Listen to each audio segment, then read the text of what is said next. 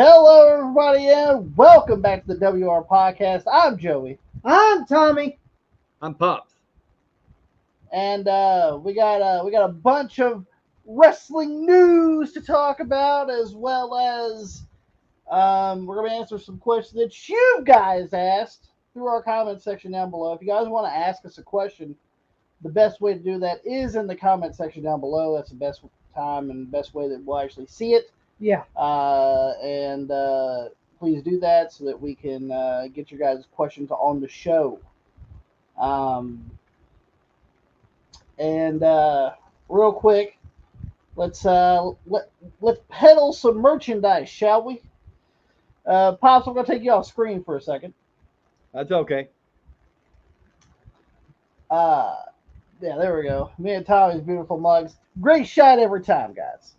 But we have the Wrestling Rampage stickers available if you guys would want a Wrestling Rampage sticker. We got 3 different designs. We have the old reliable, the retro Wrestling Rampage. We have our background made by Damo from the Born Leaders Wrestling Podcast. Go check them out as well. Yeah, go check out the Bone Leaders Wrestling Podcast.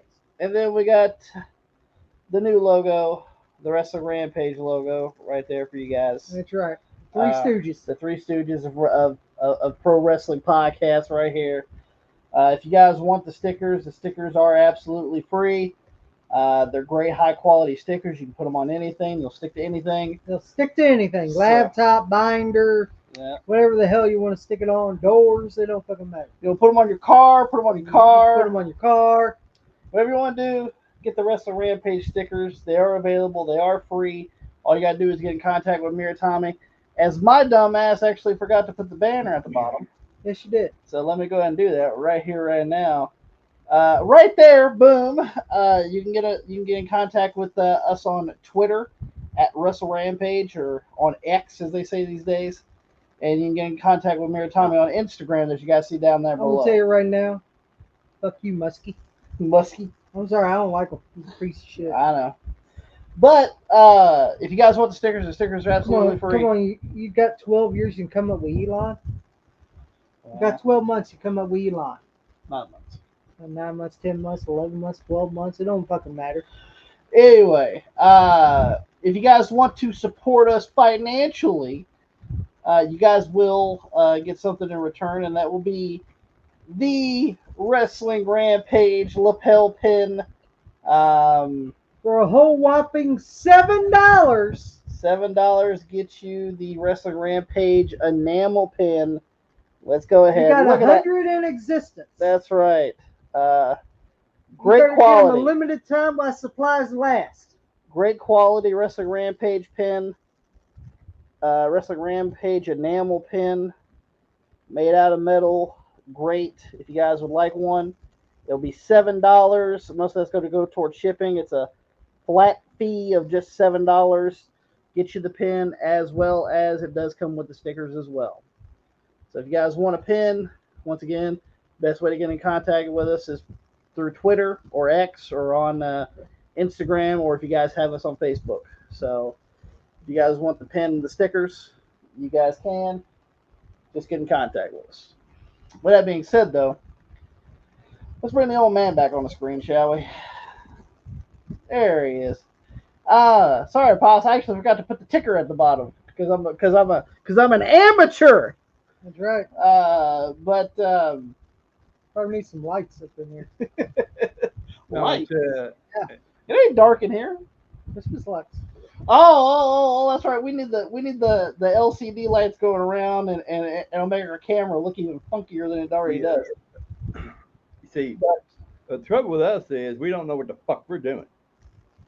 Well, speaking of not know what we're doing, let me go to let me show them something real quick. Pops, we're gonna do a screen share.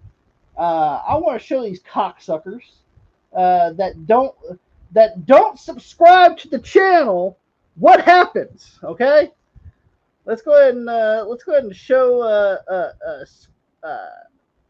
share the screen of our YouTube analytics. Pops, you can see that right now on the screen, can you? Yeah, I can see it. You see it right down here.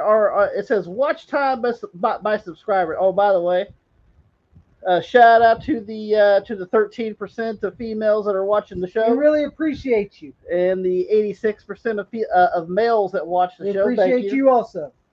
But right here is what we want to focus on. Right about here. See, it says watch time from subscribers. Why are we getting more watch time from non-subscribers than subscribers? Come on, guys. The ones that are not subscribed, you need to hit that subscribe button. That's right. We're doing a 3,000 subscriber giveaway. Absolutely. Well, I want to give this shit away, guys. Yeah. And literally, right here, it says the people that are watching this channel, 52% are not subscribed. What the fuck is your deal? Hey, that 52% will get us to 3,000. That's right. I'm going to say this fucking nice this week because I'm getting fucking mad here. We're trying to get to 3,000 here, fuck. You know, all you have to do is hit that fucking button. I'm no fucking genius, motherfucker, but I know how to hit that motherfucking button, so let's get to it.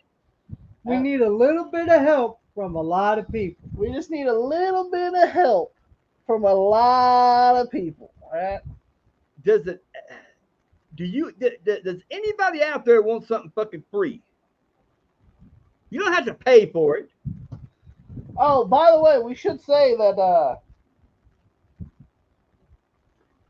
I will share the video. Yeah. We have a 3,000 subscriber giveaway, guys. We're like 20 away. Yeah, we're almost there. We are almost there. The 52% that are not fucking subscribed, hit that fucking subscribe button. Hit it. Because this is what happens when you do. You hit that damn subscribe button. In the description box below of this video, I'm going to put our 3,000 subscriber giveaway video. You click on that link, it goes directly to that video, and all that you have to do to enter is make sure you're a subscriber and that you also, if you want to vote on your prize, this is the best way to do it. You leave a comment, and that comment has to state, if you want the Nintendo GameCube, what you'll get in your package is a Nintendo GameCube with a controller, memory card, all the hookup cords. You're also going to get WrestleMania 18. You're going to get WWE Day of Reckoning and WWE Day of Reckoning 2. Not only that, but you'll also get the stickers and a pin as well in your package. So think about that as well. Then, and by the way, all of it works. All of it's clean and everything, right? Then, if you want the GameCube, in your comment, type GameCube. That's all you got to do. Real simple. Second prize is the PlayStation 2. What you'll get is you'll get the fat version of the PlayStation 2. You'll get a controller, memory card, all the hookup cords. You're also going to get WWE SmackDown Shut Your Mouth. You're also going to get WWE versus WWE SmackDown versus Raw, and you're also going to get WWE versus Raw SmackDown. WWE SmackDown versus Raw 2006. There you go, 2006. I would keep fucking up on that one anyway, but you're going to get all three of those games. They all work. They've all been tested. The consoles tested. All works. As well as that winner will also get a pin and stickers in their package as well. And if you want that, you type in PS2 in the comments. Yep, that's all you got. That giveaway video. Of that giveaway video, all you got to do is in that comments put PS2 in your comment, and you are entered. And then the last one, the last giveaway prize is a Nintendo 64. And what you're going to get is the Nintendo 64. You're going to get a controller, memory card, all the hookup cords. You'll also get WWF WrestleMania 2000, WCW versus NWO World Tour, and WCW versus NWO Revenge. Also, you will get a pin and stickers in your package as well. And if you want the Nintendo 64 bundle, all you got to do is in your comment of that video, type in N64. N64. Guys, this ain't rocket science. It's pretty damn easy. Okay? So that 52%, hit that fucking subscribe button, man. Go ahead, Pops. It ain't like something that we're gonna send to you, and you're not gonna get it. Yeah, we ain't doing someone that didn't send an Owen Hart DVD, and DVD Freak's still looking for it. Yeah, probably thought. Come on, guys. What the fuck? I'm out of the fucking envelope. Yeah. I'm not just talking to the guys. I'm talking to the women that watch us. Come on. Hey, it's not discrimination about anything. Man or female can win this. Man or female. That's right. No discrimination here. Yeah, we like someone else. If you're a woman that's a gamer, more power to you. Yeah, we like someone else. That's what we are. We're gamers. We like someone else that looks like a fucking pumpkin. Well, with that being said, though, maybe we should get started on the wrestling news, shall we? Yeah, let's get started. Let's get the fucking news. All right, let's get right to the news here. You want to go ahead and let's go ahead and get into, you know who? Hell yeah. The Republicans love him. They can't even get enough of him. He's got the red, white, and blue running through his veins of beer. Hulk Hogan. Hulk Hogan was on the Impulse. Impulsive. Which is Logan Paul's shitty podcast. Yeah, shitty podcast. By the way, fuck you too. Yeah. Because you're a half-wit like this idiot. Yep. Just a blonde half-wit. Didn't even know what work meant. Well, we're going to get into that. Or was it shoot or work or something like that? But Hulk Hogan said some shit on the Impulse podcast with Logan Paul. And he said, and I quote, there's going to be a lot about Hogan here. Yeah. Let's go ahead and start with this one. Wrestling fans are very forgiving. If Chris Benoit could do the crap he did and the fans still love him, they're very forgiving. I've made some mistakes in my personal life. They forgave me. They forgive you.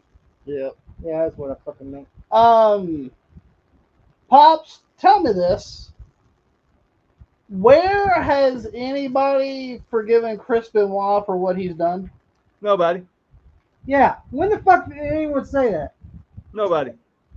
You know, the people that I know and the people that I talk to, nobody. They're saying shit like, I hope he's burning in hell. Pretty much, and have you noticed? I like how he twists his words around of like the shit he's done in his career to a guy that's murdered his family. Yeah. Well, here's the thing. Where's the comparison in There is no fucking comparison. Is what I want to know. It's just Hulk Hogan talking it out of his ass, just like his best friend. What? DT Beefcake. DT Beefcake. Well, it's true, ain't it? Yeah. He's just like his best friend. Wrestling fans, they may still like Benoit's wrestling in like when they watch an old pay-per-view of him or whatever. But I don't think anybody's actually forgiven him for what he's done. Yeah, stupid. What he did was a horrible thing. Unforgivable. I'll put it that right there way. Yeah, but when I talk about Benoit and I think about Benoit, I think about his ability in the ring. That's what I think about. And see, have you noticed Hogan always wants to bash someone else and wants to throw anybody. It don't matter who the fuck it is. Alive, dead, it don't fucking matter. Have you noticed the typical fucking radical guy here, bitch? Always wants to throw anybody under the bus to save his own fucking ass. Yeah. That's the thing I do not like. And fuck you, Hulk Hogan, and fuck your fans. Okay? I don't have any respect for your fucking your backwoods outlaw ass. Okay? Fuck you. Fuck your mustache. Fuck your bald fucking hair. Fuck your beer. Fuck your fucking all-American fucking boy beer. Oh, by the way, we tried to go look for that beer. It ain't here. Yeah, I guess you ain't in Austin. That's why you're not here. We got both. We got both of the Stone Cold Steve Austin beers. We got the IPA and the lager, but we don't have Hogan's shitty beer. Well, if that's gonna make me a right winger, I don't want to drink it. That's true. Well, see, here's some of the other shit that he's. Yeah, here's some more. And by the way, on the Impulsive show with. And what you said about Paul. Benoit, like everyone, I'm sorry, what he did was horrible. And how the fuck does that compare to what Hogan's done? I like how he pertains like the shit he's done, like backstab motherfuckers and do all this shit and never carry a wallet according to Honky Tonk Man and all this stuff. He's compared all that shit to saying that a murderer has been forgiven. He's fucking stupid. Yeah. But here's some more Hulk Hogan running his dick liquor. Of course. I had creative control. I never used it the whole time. We know that's a goddamn lie. That's a fucking lie. We know that's a goddamn lie, you orange tam motherfucker. That's a fucking lie. You friend to 45. That's a fucking lie. You are a fucking lying piece of blonde-haired shit. Well, see, then how the fuck did they come up with the whole "it doesn't work for me" brother? Yeah. If he's never fucking done it. Grabbing the Blue Man shoe. It don't work for me, brother. What do you think Mercedes Moné dressed like you on a meme? And that motherfucker held the young guy's back because he didn't want nobody to take that motherfucker's spot. That motherfucking lying piece of shit. You used creative control. We know you fucking did. And don't fucking lie. You're just like your best friend. Yeah, you try to find ways to fucking backpedal and lie like a son of a bitch. Just lie, you motherfucker. That's all you fucking do. You're a fucking liar. We know you use creative control. Everyone knows you done it. So quit fucking lying. Just own up to it. Yeah, I use creative control. What about it? You're the fucking reason why wrestlers don't have a fucking union. But nah, you want to backpedal like a fucking cowardly fucking hold my back bitch like you are. Your back should have went out. Ain't that right, Pacemaker Hogan? Well, see, he also wants to throw shots at people like Bret Hart. Oh, yeah, he wants to throw shots here at Bret Hart, saying Bret Hart hates everybody. If it's not me, it's Flair, it's Vince. Well, here's the thing. I don't blame Bret for hating you either. Well, first of all, Bret does hate everybody. Well, Bret is a bitter person. I'll say it right now. Brett is a bitter bitch. I will say that. I will say that, but guess what? I'll say this. But the thing about it is, Hogan, he comes right out with it. You see, you're a pussy. Well, see, here's the thing I can respect about Bret Hart, unlike Hogan. All right? At least Bret Hart comes out and say, yeah, I hate the son of a bitch. Mm-hmm. And don't fucking cower and say, no, I didn't say that. I never said that. I think he tries to ask for forgiveness. Have you noticed they always go to something to ask for forgiveness? Yeah. Have you noticed that? I forgive. What is this, Reverend Devon? It's Dominique. Huh? Call my name. Oh yeah, I'm a sinner. I'm a sinner, and now I'm clean. Oh. I went to the he talked about Hogan because, well, I mean, didn't you screw him out of WrestleMania 9? Yeah, you screwed him out of WrestleMania 9 with your politicking fucking leggings ass at WrestleMania 9. Leggings ass. Yeah. Hell, you buried two people in one night. Yeah. You buried Yokozuna and you buried fucking Bret Hart. Yeah. You done a 2-for-1, ain't that right, Prick Hogan? And then earlier tonight, he buried fucking Ted DiBiase. And then hell, you buried 4 people in one night there, Terry. So from Tampa. And then when it comes to Flair, the reason why Brett doesn't like Flair is because he says he's a boring motherfucker. Yeah, wrestles the same match, which Bret Hart does the same, so I don't understand that either. Yeah. And Vince is a piece of shit too. Yeah. He also shits on people's heads too. Yeah, he's a head shitter. Well, you see, I guess right here to me, Vince is a lying motherfucker too. He's a lying piece of shit. And here's some more. Also, and I will throw this one too. Yeah. Brett's also a bitter bitch too because of this reason. I think he went maybe a couple of years ago to some kind of, I don't know, some kind of like meet and greet thing. And he was talking. He goes, yeah, Triple H is since Vince is gonna be out of the picture, Triple H running this thing. It's probably gonna be raining to the ground. And then when they come to Calgary, here comes Bret the Checkered Heart. Yeah, Bret the Checkered Heart to come out there. You can tell he's got the age. You see, it looked like he got dementia. But he's out there at Calgary while fucking WWE selling out arenas. Yeah. Bret's like, well, he's going. I'm wrong on that one. I'm great wrong again. There's Bret for you too. But. Yeah, but Hulk Hogan's got some more shit. Oh, what did he say on Impulsive? Oh, Impulsive. It's Impulsive. Oh, it is, yeah. And Logan Paul, you're a bitch. We'll get to you in here soon, too. Hulk Hogan says he pitched Vince McMahon about putting the world title on Roddy Piper for 6 months. We know that's a lie. You're a fucking liar. You don't pitch. It's a lie. If it don't benefit you. If it don't benefit Terry. If it don't benefit Terry from Tampa. That's right. It don't benefit anybody. Do you think Hulk Hogan's going to help anybody? All he helps is his fucking cock-sucking friends. The Nasty Boys. Hey, look, Beefcake. Hey, ask Beefcake how his friendship with Hogan went. Yeah, that's true. Yeah. Beefcake don't even want to talk to him anymore. Maybe he needs to go. Maybe Hogan needs to go back to Bubba the Love Sponge and fuck his wife. Hey, maybe. Hey, like a pig. Hey, like a pig. We were talking about the size of Terry's sausage, of Hulk Hogan's sausage, not Terry's sausage. My sausage ain't that big. What is it, Vienny? It was.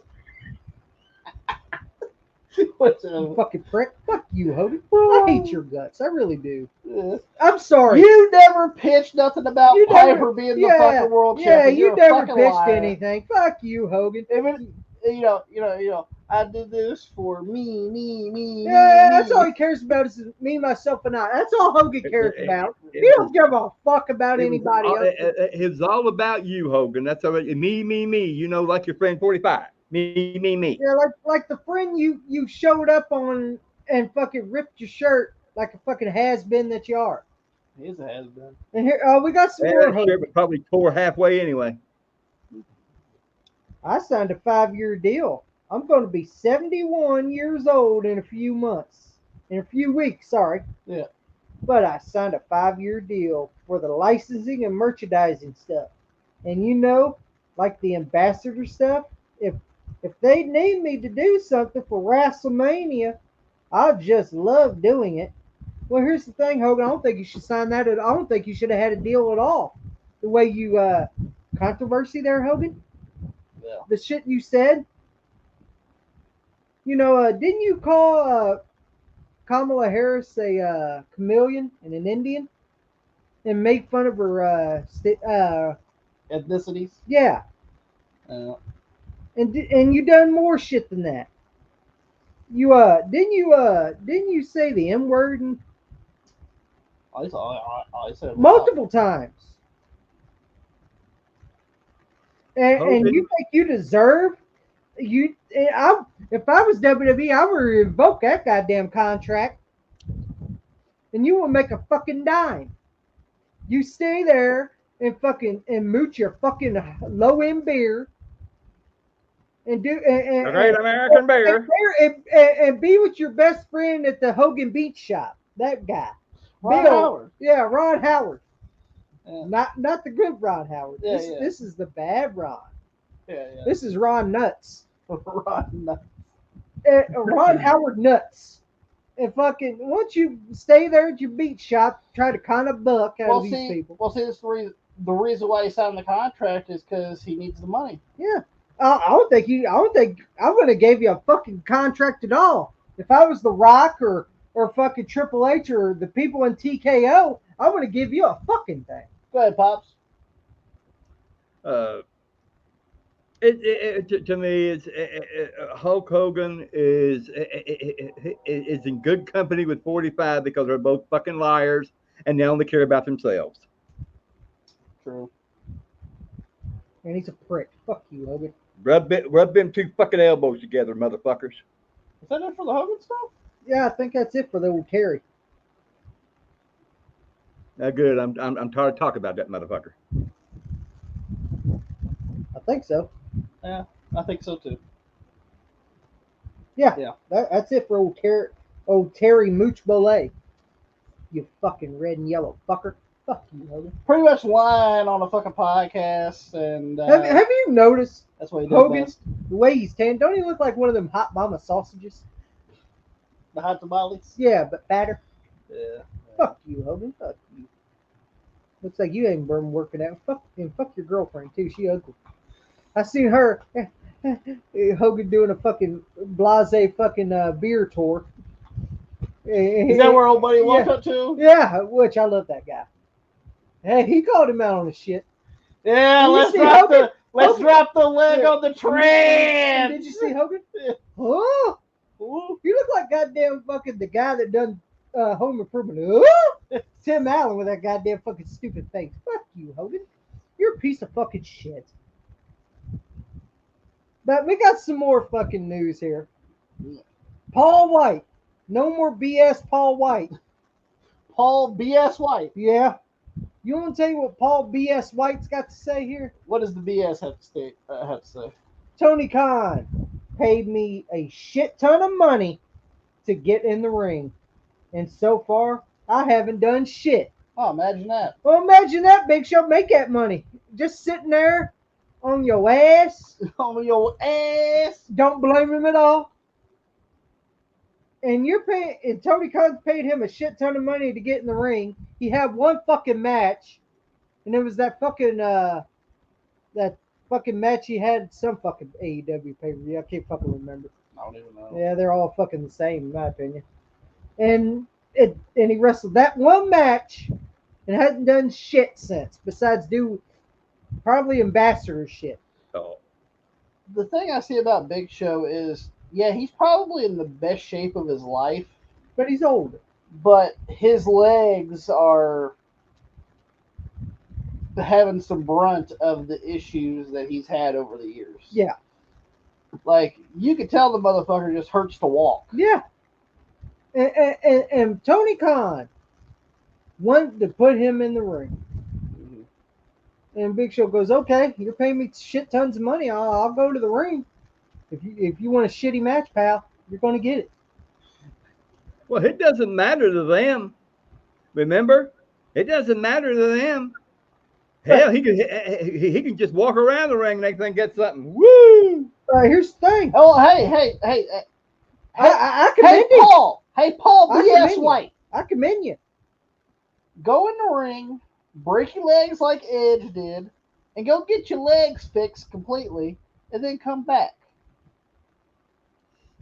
Because if Edge can do it, you can do it, pal. And guess what? They'll be on Tony's dime and ain't going to be on your dime. Yeah. But here's Tony Khan got something to say. Well, of course he does. This is about the Sting retirement. Well, of course he does. You want to hear what Tony Ambush Khan has to say? Tony Yayo. Tony Yayo. Big Swole still looking for that dime bag that you haven't given her. Yeah, Big Swole don't like to share her conja with a con man. Yeah. I think Sting's retirement is the best we have ever done. Is that right? That's what Tony Khan says. Have you noticed he thinks everything's the best thing they've done? No. Here's the thing. He thinks everything. everything. Wonderful. That Great they job. do is fucking good. It's great. Yep. You know what you are? You're a chicken plucker. That's what the fuck you are. I'm sorry. Like Tony Khan, he's the main reason why AEW sucks right now. Yeah. I'm sorry, it's true. Oh well, hold on. Do you guys remember that big angle that he did where he got dropped by Jack Perry and the Young Bucks? Yeah, and he got fenced with the microphone. Yeah, they got poked with the microphone, and he got his neck broken on television. Break the punk's neck. That's right. Where's that payoff? Yeah, nothing. They didn't even capitalize on anything. All he did was show up with the NFL direct. Got my neck collar, boss. You want to know why? You want to know why? Why? You want to know why nobody gave a fuck there, Tony? It was because you didn't sell. It was because that you showed up at the fucking draft dancing around, motherfucker. You ignorant. That was on the dark. You don't know how to sell your own fucking ass. That was on a fucking ignorant son of a bitch. Well, at the end of the day, like, what did it do for AEW business? It didn't do shit. It didn't do nothing. It didn't do a fucking... He flopped around like a fish for nothing. He didn't do a fucking Didn't you, fish? Not a fucking thing. But let's go ahead and get some Ricochet. He didn't sell no fucking tickets, motherfucker. What's the other one that Tony Khan? The doofus. Let's see what the doofus had to say. Oh yeah, I forgot. He said some more shit. Yeah. Tony Khan. I wanna talk about this one. Yeah. Yes. Oh yeah. Let's talk about this. This was on the AEW media call. I don't know who the fuck he was talking to, but he was on the call with his Adderall ass, mouth going a mile a minute. Naturally. AEW will be the second most profitable company at this point of all time, which is very impressive for a promotion that is just over 5 years old. Second, motherfucker, you're last. No, you are second, pal. But that ain't a good thing. I want to know how is that by association, pal? I want to know how is that an accomplishment? Yeah, I thought you want to be number one there, chicken plucker. I thought you want to be number one. I thought this company was number one. It's number shit. It's number two. I guess that means WWE's number one. I guess that makes WWE number one. I just don't know how the fuck he would phrase that we're the second. Yeah, we're the second best promotion. What do you say? The second most profitable company at this point of all time, which is it's not impressive. It's not. And you fucking dipshit. Pops, I want to know, when you're in a race, do you strive to be the second place? Do I now? If you're in a race, okay, do you strive to come in second place? I strive to come in first place. Fuck second. You see. Here's what you know. He's in the same spot, the exact same fucking spot as WCW, NWA was in the same fucking spot. That's exactly where he's at right now. I think he's in worse because. But here's the thing. Here's the thing about and I know what happened to the NWA. They jumped too far too fast. That's what happened to them. And spending money for luxury jets and shit like that right there. Fuck no, you're fucking driving there. Hold on. He knows more. Tony Khan even said more than Jim Crockett, more than Ted Turner. And I got more money than Jim Crockett does. That's what he said. No, he don't. His daddy does. Ain't that right, puss cake? I just don't you have to come for daddy for a long. Daddy, I need more toys. Daddy. You fucking little puss.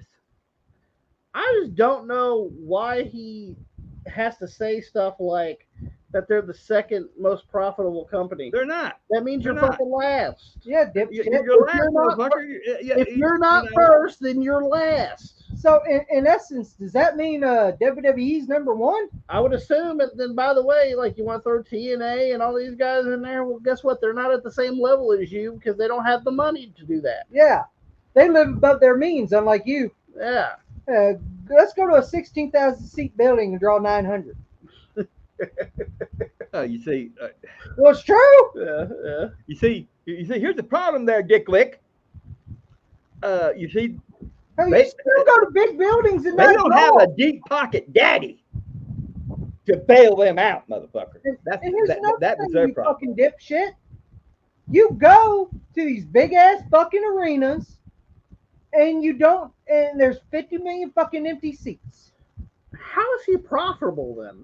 Yeah, is what I want to know. Yeah. How? Or somebody cooking the books is what I want to know. Yeah. Is someone get paid or something? Because I don't see how you're drawing with the rate with the fuck. Because every time I see fucking empty rows of seats, and I mean rows of seats. But let's go ahead. AEW TV deal with Warner Brothers Discovery is in the ballpark around $170 million per year for 4 years. AEW will air on TNT, TBS, and True TV twice a week. Well, that's wonderful. I mean, I'm not sure what the last rights deal was that they had. Yeah. But I really don't think that's much of an increase. Me neither. What do you guys think about that situation? Well, what do I think of the situation of them getting a deal? Yeah. Well, it just shows you how bad TNT, TBS, and True TV need fucking programming then. Well, since they lost the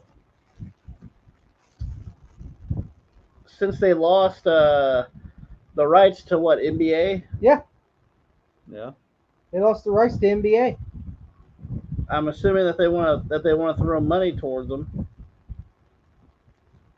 Like, oh, we need something.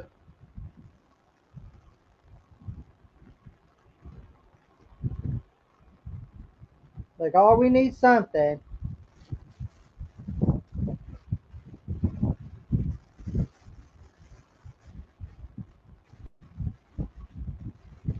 And of course, I gotta have a bunch of goddamn ads, don't they? Of course they do.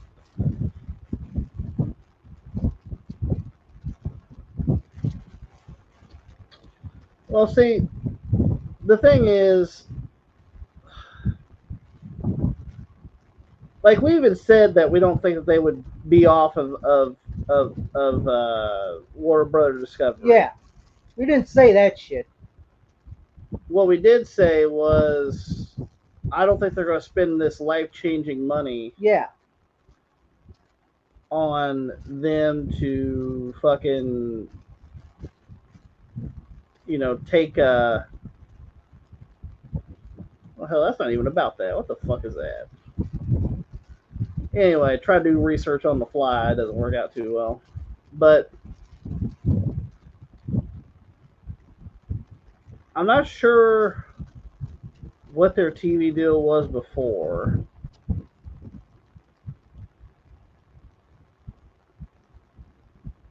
Okay, it says it was under $44 million a year for Dynamite and Rampage. Well, with them just signing a bigger deal,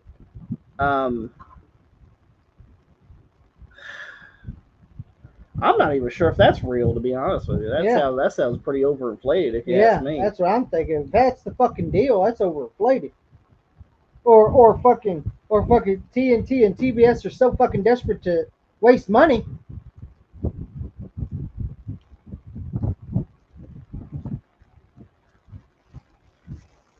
Oh, it was the same. Yeah, they're getting the same shit. Yeah, it's pretty much the same. Nothing's changed. Okay. Yeah. Nothing's really changed in the deal. So Still the same fucking deal they had listen, before. it's the same damn deal, right? So why in the hell is he excited about it? I guess because some people think thought they were going to get some of that. They thought that they were pretty much going to get the same like that they were going to get some of that NFL and NBA money and shit. No, No, you you're ain't. getting the same shit that you got last time, pal. Make use of it.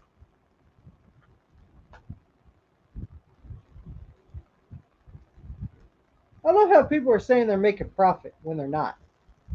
No, They're not making profit. they're not making any profits. I don't know why people are saying, "Oh, the man AEW's making a lot of profit." Where? Damn sure ain't arenas. Well, you know, if he wouldn't pay people, a fucking big amount, Well, maybe, oh man, they're getting a maybe, bigger deal. No, they're not. They're getting the maybe same at least he fucking could deal break they had. even.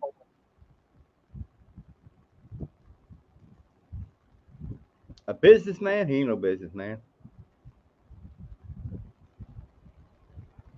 Because a businessman would not pay anybody for somebody if they've never seen them work, and they never come to their show.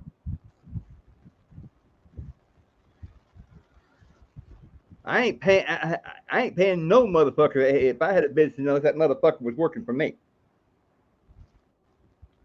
I just want to guarantee on this.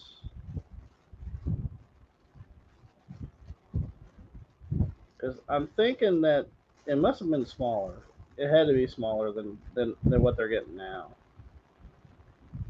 But then again, I'm wondering. See, this is the issue: is AEW really doesn't release a lot of numbers like WWE does because they're a publicly traded company. Yep. Where AEW is not. They're a private company, and they don't really release all their shit. They don't really release because they're scared. They don't release a lot of information because it says right here. Yeah,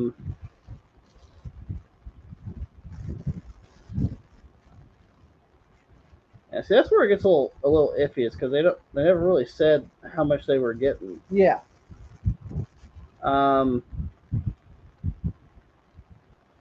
But it says Warner Brothers Discovery is reportedly doubling down on its AEW investment. Literally. Okay, so they were probably getting half of that. Yeah. Than they were. Okay. Well, congratulations! You doubled your deal, but at the end of the day, they're not producing any new numbers. It's the same people. It's the same people, or the shit's dropping. Yeah. You're not gaining anything. So Warner Brothers Discovery is probably idiots if they're going to do that. All they did was get sold a bill of goods. That's all they did. I will say this too. Apparently, and even Tony Khan said this too, that Warner Brothers Discovery has some ownership of AEW. Warner Brothers Discovery actually does have some kind of ownership of AEW. Maybe they're trying to bank on that, I guess. Maybe. But at the end of the day, well, here's one thing WWE that's ridiculous. Well, here's one thing WWE's smart of. They don't have a fucking channel owning their goddamn shit. Yeah. Hell, they're like USA. Oh, you want to take us off? That's no problem. Well, hell, I mean, Turner Broadcasting, TBS bought WCW. Yeah. Look what happened. And look what happened. You got people that don't know shit about wrestling. They'll probably, hey, if they got enough strong arm, they can be like, Tony Khan, you got to be bringing in somebody. Tony Khan, we can't have you do syringes. We can't have you put the old plastic bag over somebody. Yeah. We're getting to that too. Oh yeah. But here's some Ricochet. Ricochet's got some shit to say. All right. The one they brought in that's a big coup. Yeah. You know, what do they call them? Game changers. Here's another game changer. Changing the channel is what's happening. Channel changer. Yeah. All right. I'll let you read what old Ricochet has to say here. And there's some more about Ricochet. I was out there a lot. I was on television a lot. I was used a lot, but the quality of what I was doing specifically wasn't there. There was a lot of quality of Ricochet. Oh, sorry, there was a lot of quantity of Ricochet, but the quality was what he of what he was getting wasn't what he wanted. That's okay. That's how it falls, and I can only blame myself. I can't blame anyone else. I just can't. And damn right. Yeah, at least he's right on that. And what he's talking about is in WWE. Yes. You know, and at least he's owning. At least he's owning up to it. I'll give him props. At least he's owning up to it. Yes, he was on television a lot, but he wasn't in the spot that he wanted to be at. And see, here's the thing. At least I can respect Ricochet for owning it. Yeah, but he's a he's a soft bitch too. Yeah, but he's a softball headed bitch. I'm sorry. Yeah, because Pops, there was this girl on Twitter, right? Yeah. She wrote tagging Ricochet in it, saying because it was about Ricochet going to AEW. Yeah. And she said, "Well, I'll have to check out the highlights of Ricochet because I love Ricochet, right?" Yeah, and because he has the audacity. Yeah, this is a fan, bro. Yeah. This bitch, Ricochet, bald-headed. Yeah, bald-headed, soft bitch. He said, "What do you mean you're gonna watch highlights? If you love me, you're gonna watch the entire show." Talk about AEW, and like people in the comments were like, "Dude, you took this too fucking like serious. You took this too serious, like all this stuff." And he goes, "Well, she said she loved me. She needs to watch the entire show." Listen, there's wrestlers I like that I won't even watch the fucking television show for because I don't give a fuck about the television show. Yeah. So if she wants to catch highlights, let her fucking catch highlights. I'm not even watching your goddamn Ricochet bullshit ass on AEW anyway. You know what I'm saying? So fuck you and fuck your highlights. Hey, come on. As a matter of fact, your last little bit before you left WWE, I didn't watch your shit at all. And come on, you're already embarrassing yourself in that company. You just showed up there, pal. I remember that fucking horrible spot you did with a fat fuck with horns and a horn mask, missing a fucking kick a mile of fucking long. Hell, you haven't learned. Is he gonna be the next entry in the football fuckery match? I wouldn't be surprised. But yeah, he was picking in fucking fights with people on goddamn fucking Twitter because they said that they'd watch highlights of him. And I hate when people. It's not just fucking fucking wrestling. Why couldn't you just say, "Hey, thanks for the support"? And see, here's another problem I have. Yeah, that's it. But well, thanks for the support anyway. Thank you. Here's the thing. I have seen fucking even AEW fucking basement dwellers say this.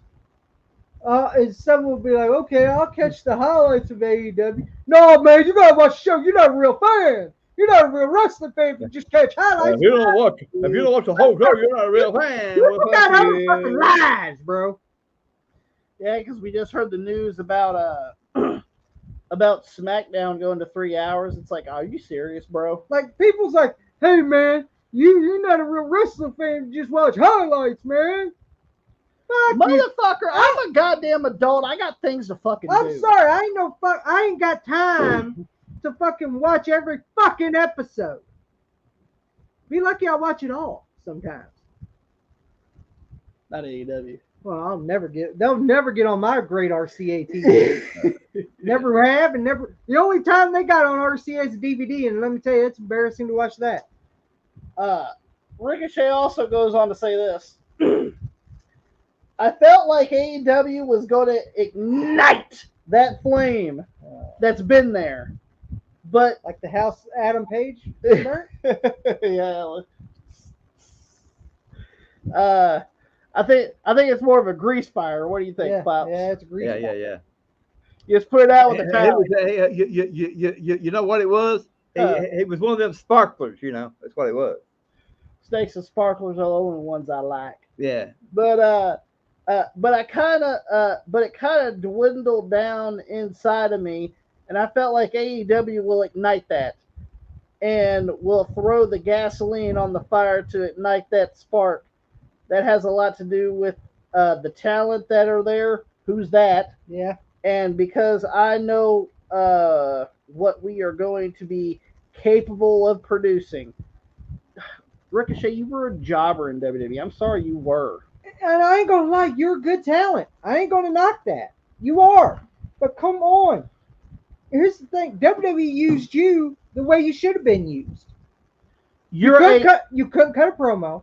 You're a small guy. You're a small guy. There ain't nothing wrong with small guys. I ain't knocking that.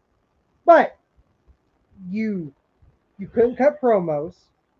We seen that right away. Yeah. Great in the ring, no doubt. You're good in the ring. But flippy flop flash shit ain't gonna get you that far, bro. I'm sorry, it's true. This ain't opinion, this is fact. Doing that flippy flop bullshit ain't gonna get you far. It's not.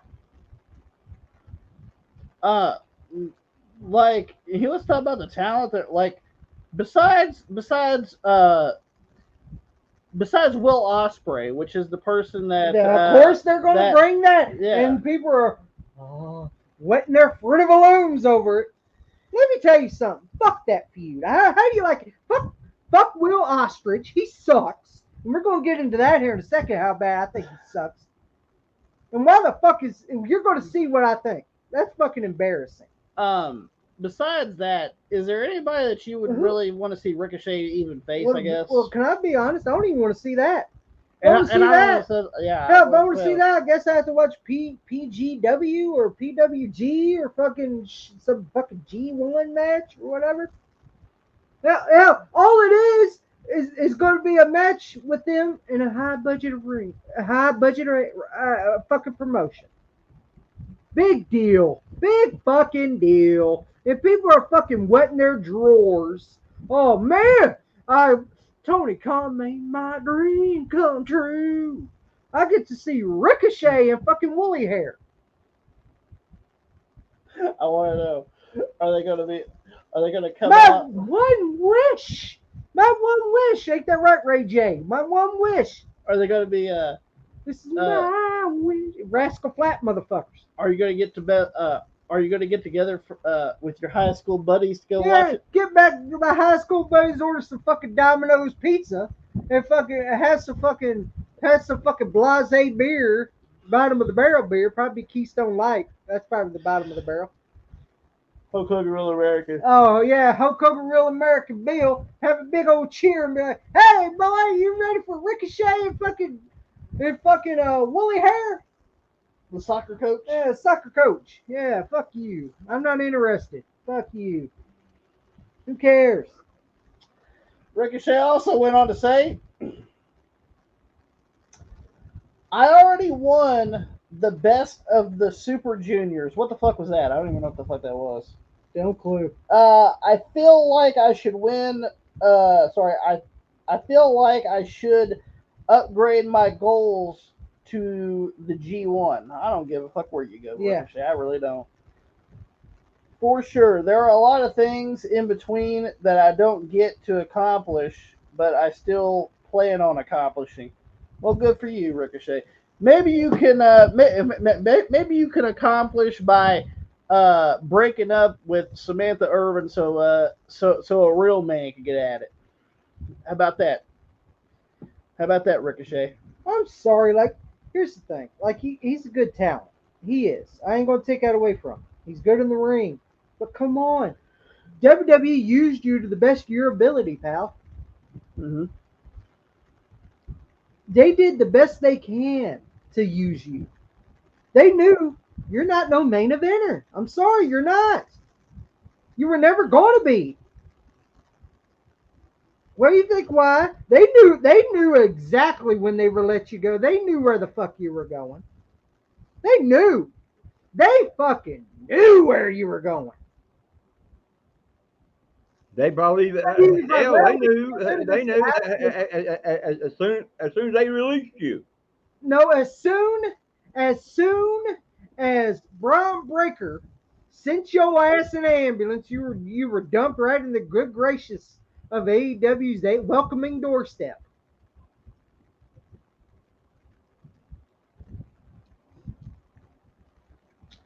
I don't know. That's already talking. Well, he's going to AEW.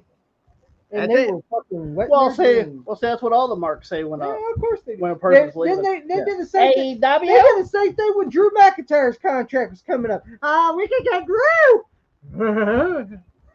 Oh God, we could get Kevin Owens. Fuck that fat bastard. He's a resign. Fuck that fat bastard. That's exactly what they did. You know it's true. When Kevin Owens' contract was up, you see him. Oh man, Kevin Steen coming to AEW. Man, oh yeah, we could get Ring of Honor Kevin Steen. Oh boy. And then when he resigned, you know, when you know what gets me? What did they do? Fuck that gray bishy beard bastard. Fuck him. Fuck him. And then same thing with Drew McIntyre. Same thing with Drew. Fuck that Scottish bastard. When he resigned, you know what they do? What gets me about these so-called AEW fans is when a wrestler comes there. Oh, it's all honey and sweet. God damn. They're screaming on themselves. But if the guy wants to leave, right then and there, man, they're after him, his family, and the whole fucking works. We got Brian Danielson's got something to say here. How he filed the trademark for the yes chant. Okay. It's weird. I applied for it, but then I got it. Wasn't necessarily a cease and desist, but I got some sort of legal letter from WWE. You damn right. They're like, fuck you, Bushy. You ain't getting shit. You ain't getting yes. You ain't getting no. You ain't getting yes. You ain't getting no. You ain't getting hell no either. We own all that shit. We own all that shit. You ain't getting a damn thing. If you want a new chant, just say beard. Maybe that'll work. Or mullet hair, whatever the fuck you want, or a buzz cut, whatever the fuck you wear nowadays. I'm sorry. Like, I like Daniel Bryan, but come on, bro. I'll let you read this next. Oh, okay. We'll switch. This is what Paul Heyman had to say. It says, I let the product speak for itself. If we have in WWE right now what is the equivalent of the Williams sisters come onto the tennis court. We have the greatest female roster in the history of this industry, and we're not just there for sex and appeal. Actually, you know what? I'm going to say this right now. Mm-hmm. Paul Heyman's absolutely right. He is absolutely right. Because don't AEW do that? Sex and appeal? To a degree. I mean, WWE does it to a degree. Yeah, but they don't do it as much as what AEW does.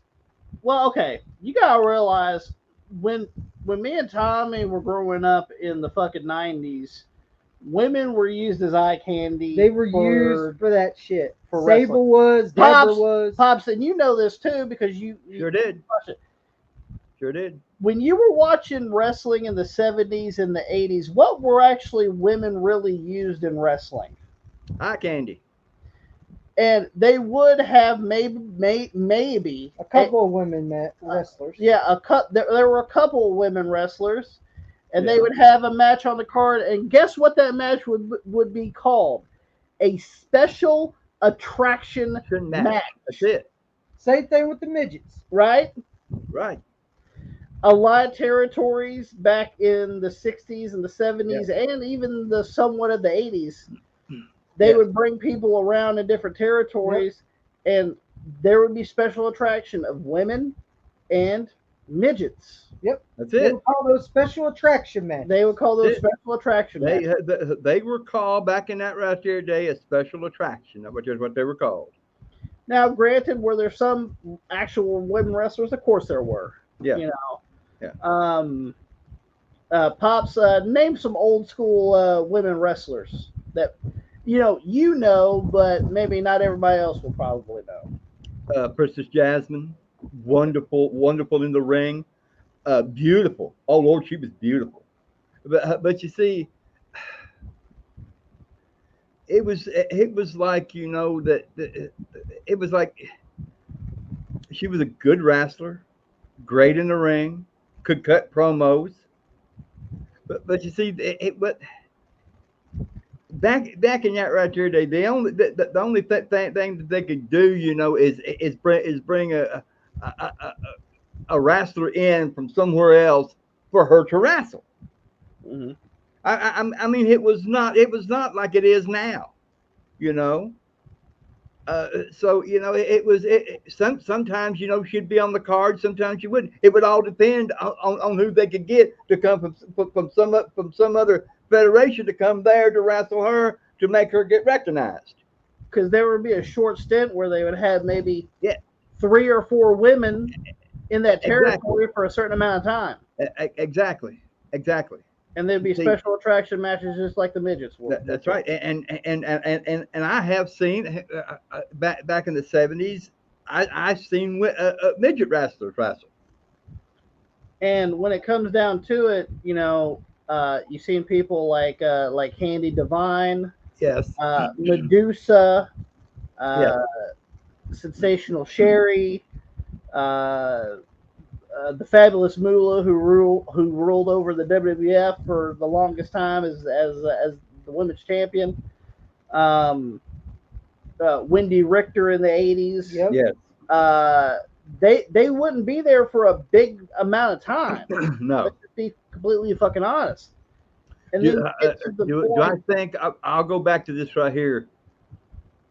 Do I think Princess Jasmine should have held the women's title when things kind of progressed where they could? Yes, but she never got the opportunity. Well, you know why? Because Moolah was on top. Yeah, Moolah was on top at that time, Betty. And which that's the older guard, and then you go to the 90s. You Yeah, got Alondra Blaze. Well, Yeah. still Medusa, but You got Bull Nakano. You got yeah, Eartha Faye. and once again, they weren't used that often either. no, In Luna the 90s, Vachon. yeah, No. Luna. They no, weren't used that often in No. the WWF. In the 90s. And WCW had, they pretty much stole a lot of the. They tried to do the WWF. women's division and it didn't work there. What do you think why they got the Nitro Girls? Yeah. yeah. It was just. But It was just not a thing back. It was just not a thing for that. Yeah, I mean, Then you go from the mid 90s, well, sorry, late 90s to probably, if I had to guess, late 2010s. yeah. And I'm not kidding, like that 20-year span. And I'm not fucking joking around. I'm serious. It'd be about 14-year span. The women were just sex appeal. Yep. Yeah. Yeah. Or they put in lingerie. They were nothing Trying to be a wrestler. but eye candy, and that's all they were. Now, were there some serious women wrestlers? Of course there Of course were. there were. Not many. Not many, But but not many, were. and But then again, that was the bra and panties matches. yeah. Fucking pudding matches. Fulfill your fantasy, battle royals, all this fucking shit. You see what it was is, and it's a shame, really. What it was, and those women, that could wrestle, they were stuck in the fucking bra and panties bullshit. Not showing the real talent that they could do things, and then that was just what ruined that shit. And then you get to like the end of the 2010s. It's still like it didn't start picking up till about 2015, 2016. Yeah. Where women's wrestling was actually respected. Yeah, where actually women's wrestling was actually respected somewhat. Yeah. Now you got all them women wrestlers. They're great women wrestlers. That's just doing it. Sometimes, and I've watched it. Sometimes I think sometimes in matches that I watched on pay-per-views that they did better than the men did. And they put out like AEW can't hold a candle to WWE's women's roster. A lot of people say, "Oh man, the AEW women's roster is great." No, they're not. No. I'm sorry. WWE's women's roster is a hell of a lot better. They hold the mark. Being honest. You know, and that's the way it is, in my opinion. WWE, they hold the mark in women wrestling. So I do agree with Paul Heyman on that for sure. Yeah. That nowadays women's wrestling is not about sex appeal anymore. Well, you know how I feel about Paul Heyman. I think he's a fucking piece of shit. But he's right on that. But I will agree with him on that. As hard as it is for me to agree with that sorry piece of shit. Now, I'm not saying that the women wrestlers of today are ugly or anything, because they look damn good. Yeah, they do. Yeah. But and they look like real women. Here's the thing: is they're not only beautiful, but they know what they're doing inside that ring. Because you want to know why they know what they're doing? And they can it's fight. Because they were trained that way. They can wrestle and look beautiful at the same damn time. That's about it. Yeah, and that's one hell of a fucking combination. You can't Unlike someone else we're about to get into right now. Well, that leads into one of the people that claim that they're one of the pioneers of the women's wrestling of today, which we know is bullshit. BS on that shit. Which is Nikki Bella. Nikki Belly. Yeah, Nikki Belly. Nikki Bella, I think it was on the last podcast we talked about. She had a incident with her husband. Yeah. And Nikki, she's planning on divorcing Artem, which is the guy she met from fucking Dancing with the Stars. How many divorces has she had? Now, or guys she's been with? She's. This is the thing about Nikki Bella, right? We got a track record. We've done a track record. I actually seen this track record. This track record is, this bitch is a gold digger. All right, I'm just gonna be completely honest. She is. And she could never commit to anybody for anything either. Apparently, her high school sweetheart she ended up marrying early on in her life. She left him because she thought that there was better out there, right? All right, that's strike one. There's strike one. I'll let that one slide. Then she ends up getting into a relationship with there was somebody. I'm trying to remember who it was. Damn, I don't remember. There was somebody else. She didn't end up marrying him or anything, but she was in some kind of relationship with him. And then broke it off with him. And then she goes to Dolph Ziggler in like the late the late 2000s, like 2009, 2010. She's with Dolph Ziggler, right? And she had a relationship with him, and she ended up breaking that off. And then what was it, 2015, 2016? She ended up having a thing with John Cena. And I bet you Cena's happy. You can God. tell he's a happy man now. Cena actually proposed to her at WrestleMania, and they never got married. Nope. Guess who broke it off? Yeah. She did. She did. Not John. Not John. But John's happy now, though. Right. And then a couple of years ago, she ended up marrying this Artem guy from fucking Dancing with the Stars. She actually marries him, and she had a kid with him, and literally she filed from divorce from him because. By the way, we should mention this too, that it was a domestic violence charge, and it was on him because she threw a shoe at him. Get that, Pops? Huh? She threw a shoe at him. Well, you know what's that going to be, don't you? child support, alimony. Yeah. That motherfucker, child support, alimony, and shit like that right there. Well, hell, Well, see, what I'm saying is she's the one that started the abuse by throwing a shoe at him. So he pretty much snatched her, and he goes to jail because she threw a shoe at him. Imagine that.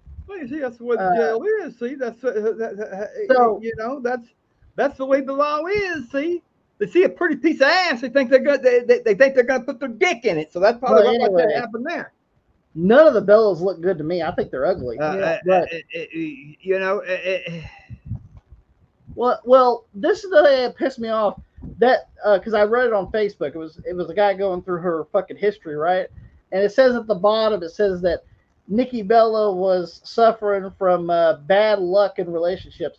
No, she sounds like she's the problem. She's the problem, not the She's guy. the problem. She's the problem. If you have that many failed fucking relationships, then it's you're the fucking problem. It sounds like you have a fucking problem. Well, you see, she's only got a baby by this one guy, right? After John Cena, right? Yeah. Well, you see, the rest of the guys is lucky. John Cena bit a bullet. Yeah. He got. But this poor fucker. I mean, she goes to court. It's going to be child support and alimony. Child support and alimony. Yep. But here's some more news. So fuck you, Nikki Bella. Yeah. Who cares? Fuck you, Nikki. Because I'm sorry. Fuck you, yes. I'm sorry. The Bella twins are so overrated. Mm-hmm. So over fucking rated. Neither one of them were good. I'm sorry they weren't. Odyssey Jones has been removed from WWE due to domestic violence allegations. Well, see, this is the weird thing. And here's the weird thing. He was not used for months, and now he's been on TV, was getting a push. And now that stopped. Yeah. But I have a little thing here. I'm not condoning domestic violence. Okay. I'm not. I don't like it. I don't like when either a man beats on a woman or a woman beats on a man, because that could happen too. You know? Yeah. I think it's uncalled for. Well, people just leave fucking people fucking alone. Leave your hands to yourself. Yeah, if you're that mad, how about you fucking get a fucking hotel room, take some days off, or fucking something like that. Be like, hey, all right. If you But here's the problem. And all you're gonna do is fucking fight and pick at each other. I think it's time to fucking end that shit. Exactly. But here's the thing that I'm a little bit weary of. Well, nobody knows anything about this. Yes. About this. Like, it just surfaced for some reason, and Odyssey Jones was literally fired. Yeah, he was gone. He's fired. From what we could tell, he was just fired straight out. Now, see, this is where it comes into a little bit of an issue. Little issue. Is, you guys remember the whole Enzo Amore thing? Yeah. Where he was, apparently, he ended up graping a woman. We'll say grape, okay? Not the R word. He ended up graping a woman, supposedly, and come to find out that she lied about it. Yeah. And he lost his job. Because this woman lied. He didn't even do. Well, you want to know what that right there was about, don't you? She wanted money. Yep. She wanted money. That's what that was about, money. Well, I'm not saying Odyssey Jones is in the same boat. I'm just saying. I'm just saying if there is any thing that they need to make sure that they do their proper research on this, is all I'm going to say. Yeah. Now, hey, Odyssey Jones could be a piece of shit for all I know. I don't know. But I'm just saying that if you're gonna take somebody's word on something, and also there was never any actual like proper like police investigation about this or nothing. Yeah. There hasn't been any kind of police document. No, you see, here's the thing, and I'm sure the women ain't gonna like this, but that's just the way it is. Yeah. But the thing about this right here, about the thing that a woman calls the cops, domestic violence. Well, here's the thing. Even that guy couldn't even didn't even lay a hand on her. Well, she's gonna tell the cops he did. Mm-hmm. And Like you know what happened? You know what happened? I didn't tell you. You know, and that right there. You know what's gonna happen? Yeah, we know you didn't. Come on, turn around, put your hands behind your back. We're gonna cut you and take you in. They're gonna believe the woman over the man. Think about that. Most of the time they do. And Yeah. I will tell you something right here, right now. I had a scuffle. No, well, not a scuffle, because I didn't touch anybody. But I was threatened one time by somebody that they would call the cops and say that I hit them. Yeah. And I didn't touch that person at all. Yeah. I told the person I was with, let's get the fuck out of here, because we already seen that she's going to sit there and say that she'd call the law and say I hit on her or something. Yeah.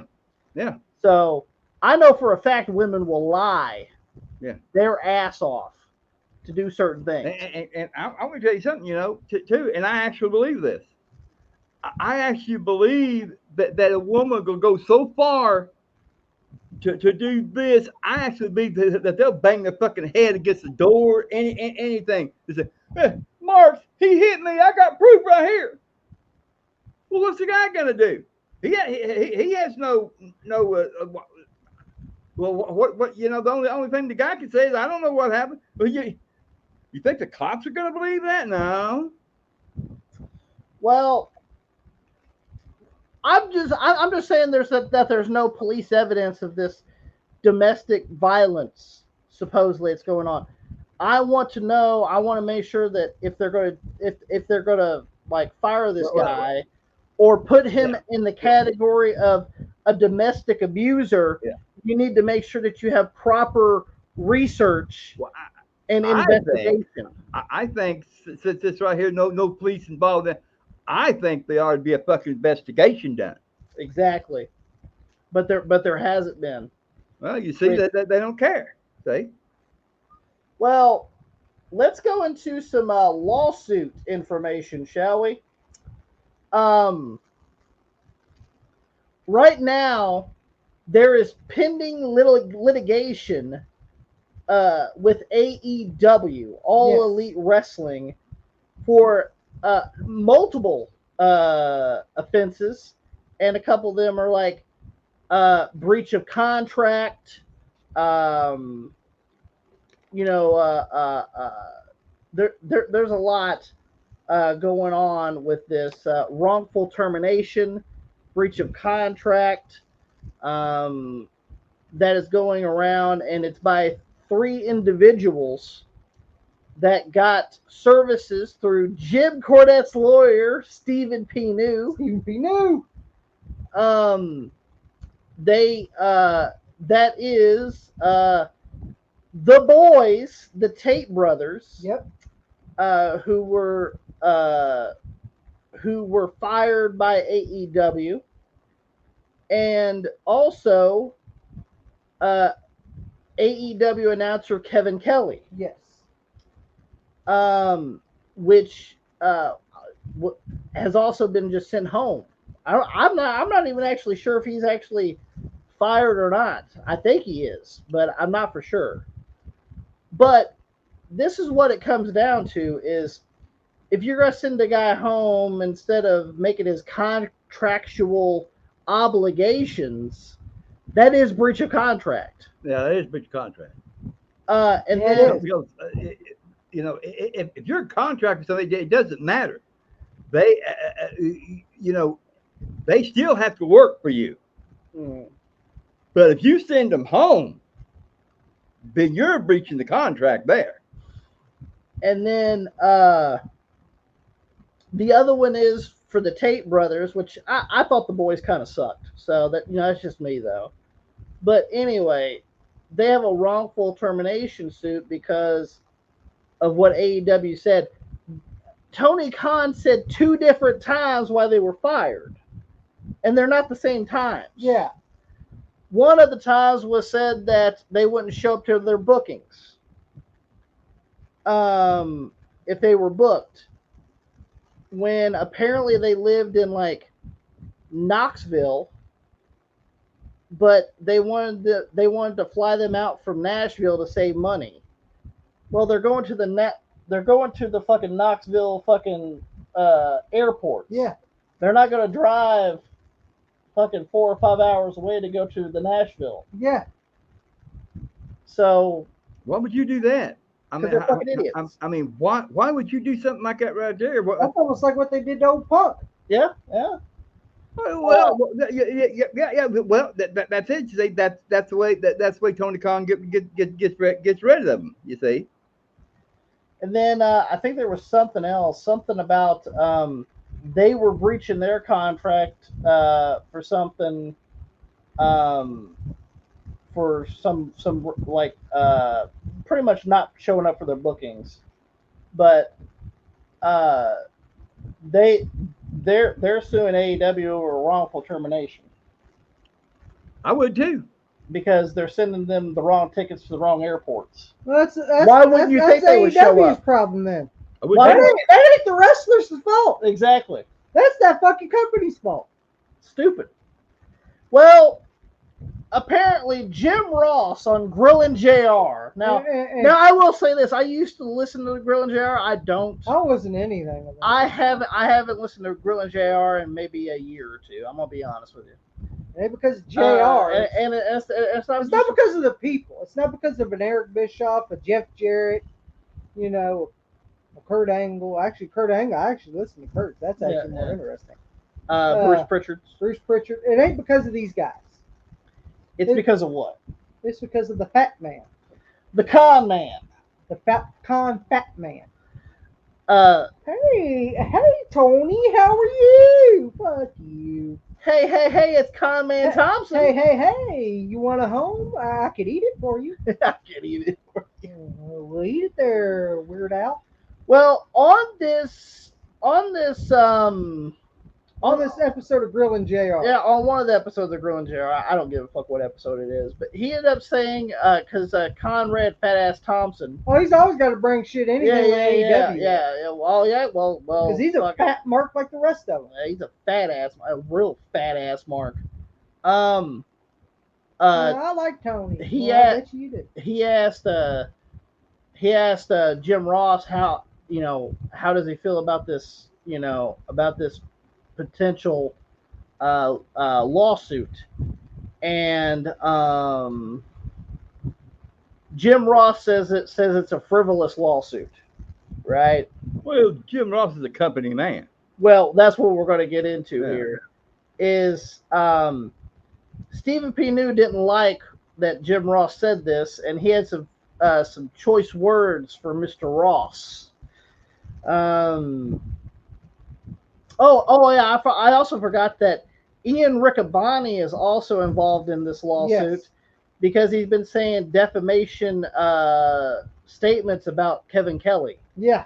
And he's even suing Ian Riccaboni for defamation. Because apparently Ian Riccaboni has been saying that Kevin Kelly is like a QAnon supporter and all this shit, and Kevin Kelly's not too happy. Well, he's spreading rumors. Yeah. Lies, maybe. Well, this is what Stephen P. New had to say. I need to make a response, JR. Jim Ross called this lawsuit frivolous.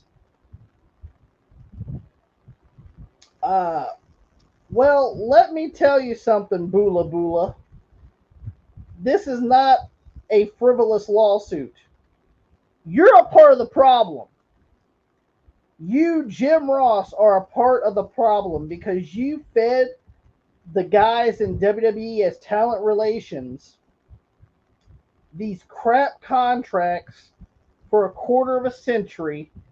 You told these guys that it would be a take it or leave it deal, and that they needed to sign these crap contracts that were contracts of invasion, and that they would never get signed, or they should have been lined up for arbitration out of these for so. I'm not shocked in the least that you would go on Conrad Thompson's podcast and say that this is a frivolous lawsuit. I might lose it, but by God, it's not frivolous. I could tell you that. And he also put at the very end, Tony Khan's paid JR a lot of money to do nothing for about 5 years now.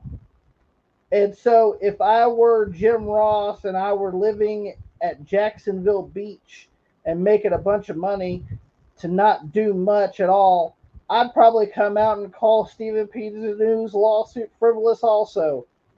Everybody's got a price. That's right. The $1 million news will tell you. And this is, let's just be honest here. Stephen P. News actually right on this. Stephen P. News is actually correct on this. Because Edge of Christian. You gotta realize Jim Ross was part of talent relations since pretty much the late-ish 90s. Yeah, until 2001, I think, or 2. Well, no, actually, he was there earlier. It was probably mid-90s. Yeah, and I think it ended around 2003. Because that's when John Laurinaitis took over that. Now, we should say that he also was, like, he still does stuff in talent relations. He wasn't the senior vice president all that long afterwards, after like 2003, 2004, but he was still actively involved in those kind of things. Well, he would tell these guys, like, a young Edge and Christian when they were coming into WWE. Yeah, for example, in like 97. When they were working indies. Yeah, when Edge and Christian was working indies in Canada. And they had a dark match. And they had dark matches for WWE. They would bring them in for dark matches in Canada. And they would tell them, hey, we want to sign you guys to a contract. And they would be these crap-ass contracts. Yeah, Jim Cornette even told the story. And Jim Cornette even said it, too. He confirmed it. Yeah, he confirmed it because he goes, I watched Edge of Christian's dark match. These guys are fucking fantastic. These guys are amazing. What did Jim do? Yeah, trying to get him a low ball offer. Yeah. Jim Ross even said, hey, trying to get him for cheap. We're trying to get these guys for cheap. Don't be saying how good they are. Yeah. So you're right there. You already know that you're not paying them the right amount of money to be on, developmental deal for WWE. And they weren't. Edge of Christian's first contract with WWE was like $300 a week. Yeah. Yeah. Said they were Christians. Yeah. They were making like $300 a week. And that was Canadian, by the way. So it was even less. It's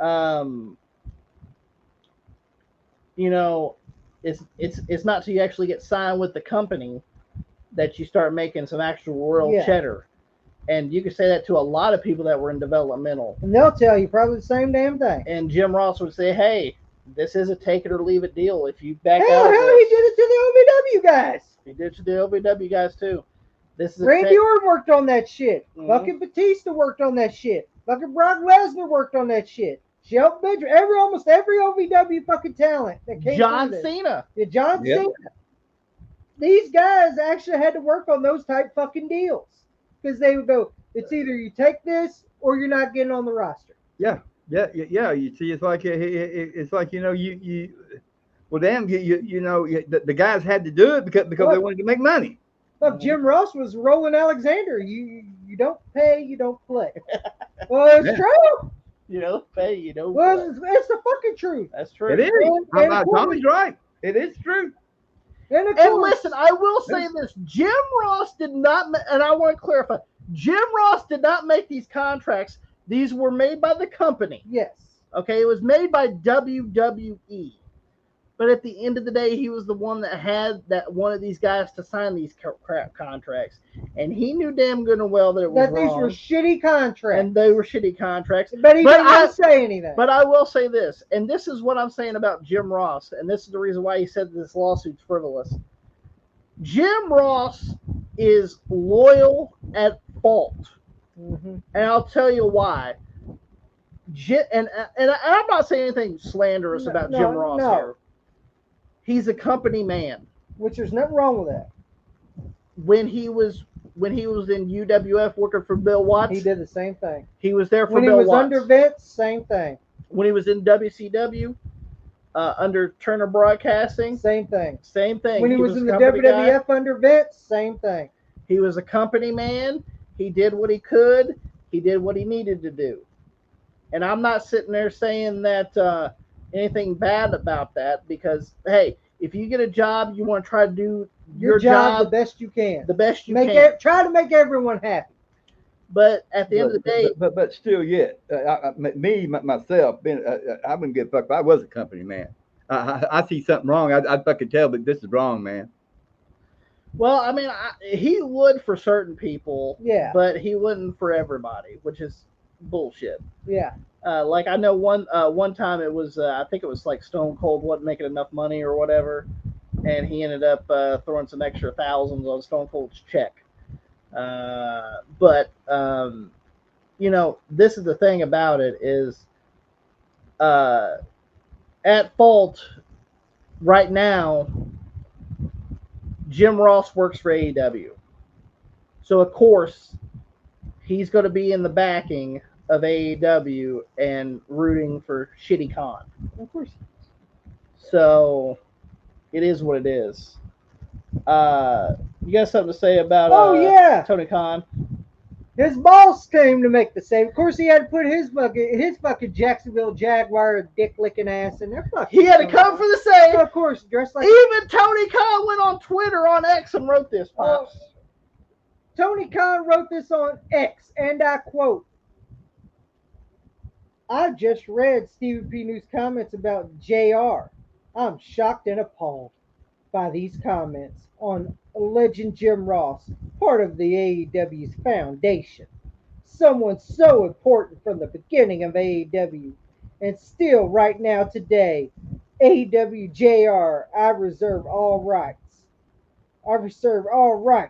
See tonight on AEW All Out. Fuck AEW All Out. How you like that? What does it mean by he reserves all rights? Yeah, what the fuck does that mean? Fuck you, Tony Khan. You probably fucking sucker these guys.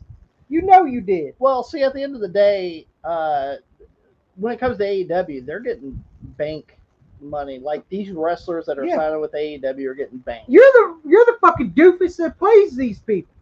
But when there's a fucking kafuri with your fucking traveling people, that's not the wrestler's fucking fault. You need to hire better fucking travel agents. And then not only that, but you know, Kevin Kelly signs a 4-year contract to your company, and you use him for 9 months. And you use him fucking 9 months being on that fucking blase collision show that don't draw shit.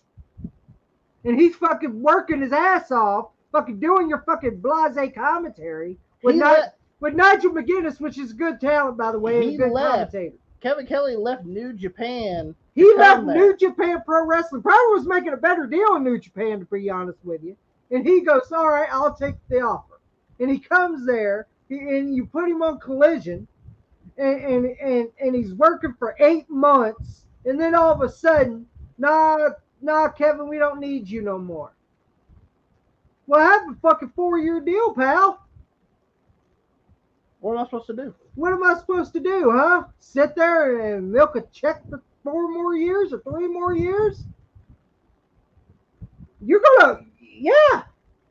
I don't blame these guys for fucking. I don't blame the boys. I do his fucking ass too.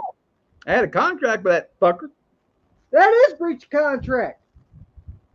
Absolutely. But I got something now. Levante S. Smith sent me this. Our boy Levante S. Smith sent me this. Levante S. Smith from the Bone Leaders Wrestling Podcast. Big shout out. Big shout out. He goes, "What do you think of this? This is fucking stupid and a dumbass." You know the group, the history of wrestling. Yes. And I quote: "John Moxley is the modern day Stone Cold Steve Austin, but tougher and a better pro wrestler." Is he still? Wow. Damn, Tony Khan, what are you smoking? I want some. Look at this. You know who he looks like? He looks like a fucking old motherfucking middle-aged man. Yeah, show Show him. Look at that. Do you see a modern day Steve Austin there? Huh? Do you? Because I don't. I see a fucking bootleg, a backyard Steve Austin. Trash bagging Steve Austin. And you know Steve Austin. I will say this. Austin's legs did go out on him in WWF. Yes. But I will say this. He still works. And guess what? He still gets puffs to this very day. Does John Moxley get puffs like that? Hell no. Where the fuck is the Steve Austin at? Where? Where, you dumbass? Where? Is it because he's bald and has a beard? It's because he's bald, man. Huh? He looks like the guy that does reviews for fucking TV sites. Don't he?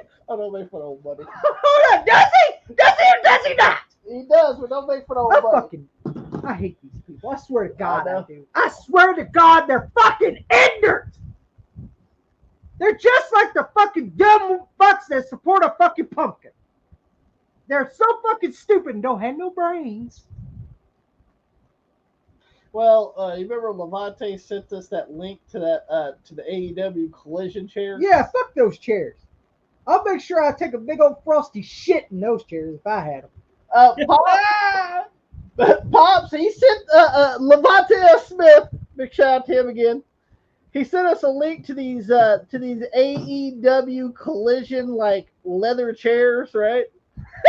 And they were $850 for these leather fucking recliner chairs. And I wrote we almost got the same fucking chairs here for $75. I wrote it back. I was like, Levante, I bought these fucking fake leather fucking recliner chairs from Walmart for $75 a piece. And these are great chairs, by the way. Very comfortable chairs. I enjoy them. And they recline. I don't want to do it because it'll mess up our little setup here, but I can recline these chairs. You can just lean back and recline in them if you wanted to. Oh, hell yeah, I slept in those chairs. Yeah. the old man ended up playing his game and taking a snooze in one of the chairs. Hell yeah.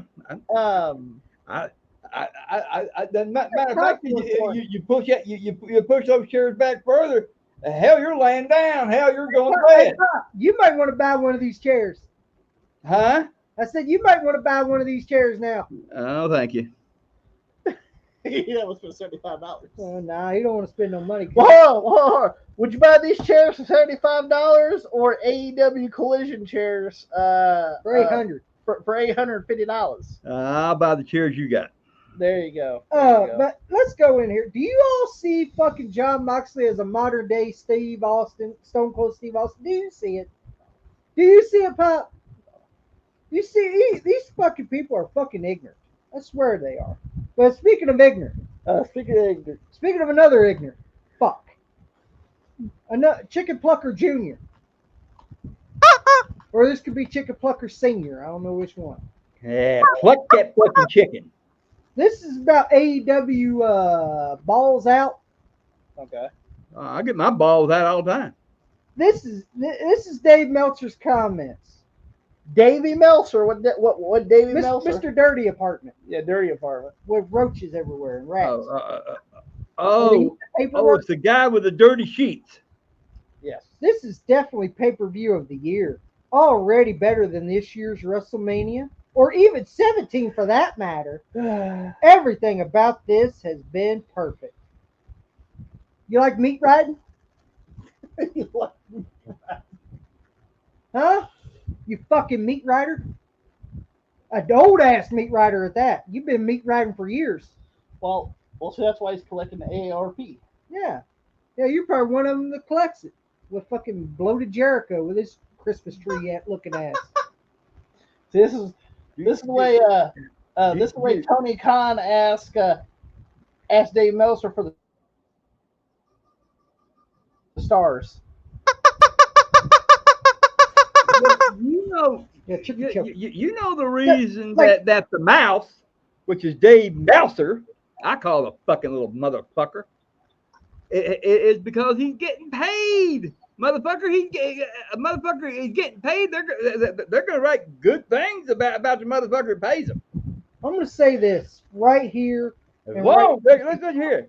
Here's what the mouse does. As long as you pay me, Tony Khan, I'm gonna write a lot of good shit about you. I'm gonna say this right here and right fucking now. Dave Meltzer is not credible. He's never been credible. He's never will and never will be. He's a horrible fucking wrestling journalist. He puts he never checks. Come on, look what he did with the Hawaiian family. Mm-hmm. Did he check that? Huh? You see, what we need to do. He said that every time the mouse does something. Did he say? Is to do research and check it out. I gotta fucking say this about this fucking cumwad. Did he say that Arthur died a few days before he actually passed away, and the fucking Hawaii family was fucking pissed, and fucking said fuck you, Dave Meltzer? So don't listen to this fucking joke ass fucking cum sucking motherfucker. Listen, if you want to listen to actual wrestling journalists, Bill After's a good wrestling journalist. Yeah. Mike Johnson is a good wrestling journalist. If you want to listen to some wrestling journalists, go to them. And by the way, he said that it's better than this year's Mania in 17. That's a lie. That's a lie. Well, you know that WrestleMania 17 is Tony Khan's favorite WrestleMania. Well, why the fuck is he burying it then? Why is his boy burying it? Because AEW has to be better than everything, Tommy. They're not, and they never fucking will be. AEW is a shitty promotion with a big budget. That's all it is. And all they cater to is cage match people, fucking people that live in basements. That's all they do. Mom, did you fix my Totino's? And I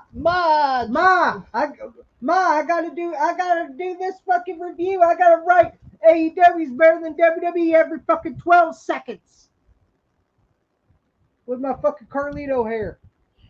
And Mom, where's the pizza rolls? Fucking hair. Fuck you. And Mom, is the pizza rolls in the oven? What do you think of that? That's fucking stupid, ain't it? Look at this. You know. Go ahead, Pops. All you have to do with Dave Meltzer is fact check his ass. That's all you have to do. And, you know, it's he never looks. He never checks anything. He's a mark. Yeah, an old one at that. Yeah, he's a mark, just like the man that pays him. Well, speaking of the man that pays people, let's go to Logan Paul, shall we? Logan Paul said on to Kevin Nash via Twitter, because Nash has been dogging Logan Paul, saying that Logan Paul sucks and he couldn't survive in the business when he was there and all this shit. And Logan Paul said, "Fuck me, fuck you. You're one of the old guys who is bitter that I'm better at your job than you ever were, and that makes you pathetic. This will be my sport, and I will continue to make guys like you eat your words when I devote a little bit of time to it. So fuck me, fuck you." Well, listen here, Logan Paul. Aren't you in the fucking news anyway for promoting that Mr. Beast's lunchy bullshit? Yeah, how did that go? That is disastrous, by the way, for your fucking credibility. Not only that, but I mean, Prime has already had multiple lawsuits about it. Yeah, how shitty your fucking product is. So for you to collab with Mr. Beast on this lunchy thing, that's a knockoff of Lunchables. Logan Paul, just shut the fuck up, man. And here's another thing. You don't even know what fucking work or shoot means. Yeah, like Hogan. How long have you been in the business, huh? Hogan goes, is that a work or a shoot or whatever? I don't know what that means. And Logan Paul's like, I never heard of that. So it looks like Logan Paul. When you see Logan Paul in the dressing room, he's whistling "Stranger in Paradise" because he has no fucking clue what the fuck they're talking about. So, here's the thing: I ain't gonna take nothing away from you. You're a great athlete. Don't get me wrong, but you're a fucking dipshit too. And guess what? And people say Kevin Nash. What the fuck does he know? Well, here's the thing, pal. People say Kevin Nash. He's dogging Logan Paul because Logan Paul don't show up every week. And people say, well, Nash never showed up every week, so what the fuck's he pitch? Where's I actually seen Nash a hell of a lot more than I've seen Logan Paul. Yeah. Out of the NWO, who are the people that showed up almost every fucking week? Paul and Nash. There's certainly one Hogan. Who was the one that showed up every week in the NWO? It was always Hall and Nash. Mm-hmm. You always seen them get out of the limo. They might have been drunk, but they were there. Well, they might have done a little bit of boozing, have you? But goddamn, they showed up. Yeah, they were sucking on old grandpa's old coffin. Weren't they, old man? But the thing is, they showed up. They showed up every fucking week. So no matter how drunk, no matter how hungover they was, they showed up. Unlike Logan Paul, when he was U.S. champion, how long did he show up for? He showed up every couple of weeks, maybe. Yeah. And by the way, fuck your prime. I'm sorry. I don't like Logan Paul. I think he's a fucking jock sniffing piece of shit. I never liked him. Never will. He's a fucking guy that thinks he's fucking great when he's not. You're a fucking YouTuber. And yeah, you have athletes. Yeah, you got to follow him, but who gives a fuck? The only reason you're in WWE, they're mooching off of it, pal, and you don't realize it. They're the one getting the publicity, not your fucking blind ass. Fuck you. And fuck your Prime, and fuck your Mr. Beast or whoever the fuck you're fucking with. Who cares? And fuck your KSI or KEI or KT, in my opinion, Logan Paul, you got fucking lucky. Okay? You got fucking lucky. No, fuck Nash. Now, how about fuck you? You're like Hogan. I don't care. I don't care much fucking Nash either. But Logan Paul, you're one of these people that support the pumpkin too, like fucking Hogan. That's why y'all such good buddies. And Hogan had the dash. Hogan had the fucking gall. I heard this clip on fucking. I can't remember. I think it was on Instagram. Fucking Hulk Hogan has the audacity, brother. You're doing great things. You're a fucking great athlete. Sucking Logan Paul ass. Like he always sucks. Lick Logan ass. Yeah. Suck Paul deep. And fuck, he goes, and Logan Paul, man, I appreciate that. Oh, man, like he's crying like a fucking bitch. Fuck you. You're not great, Logan Paul. You're a shit stain like your fucking brother. Logan Paul got fucking lucky. That's all there is. He just got fucking lucky. Nash don't care much. It's like I said. I don't think YouTubers, but TV stars should be in fucking wrestling. I've always said that, and I'll keep on saying it.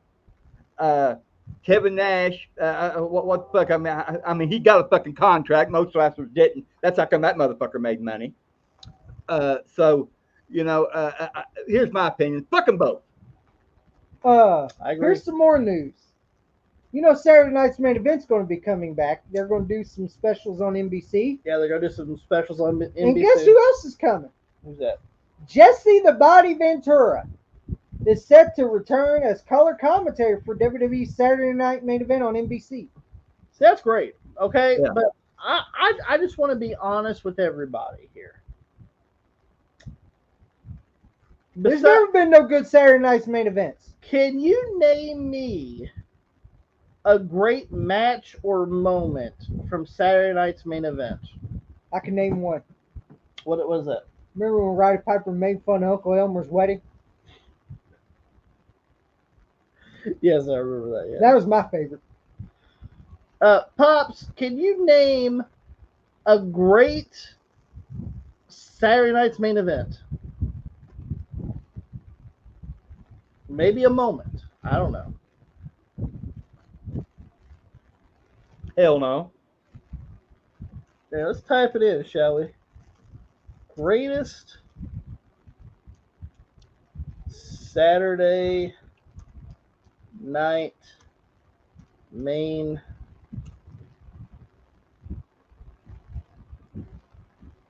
event matches. Well, there's matches here. Let's see. Let's see what it tells me. Hulk Hogan versus King Kong Money. Yeah, right. Yeah. Why? No. Hulk Hogan. Let's see. Best episodes of Saturday Night's Main Event. That's it. Here, let me look here.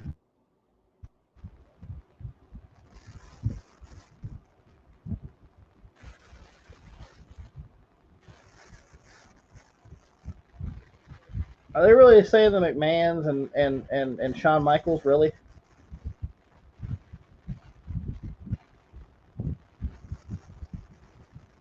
From 2006? No. Let's see here. When Sid walked out on Hogan? I did enjoy how he said, "Don't touch me, you old witch. I'll slap your face." Slap your face. Who the fuck is that bald fuck? Bad News Brown. Oh, okay.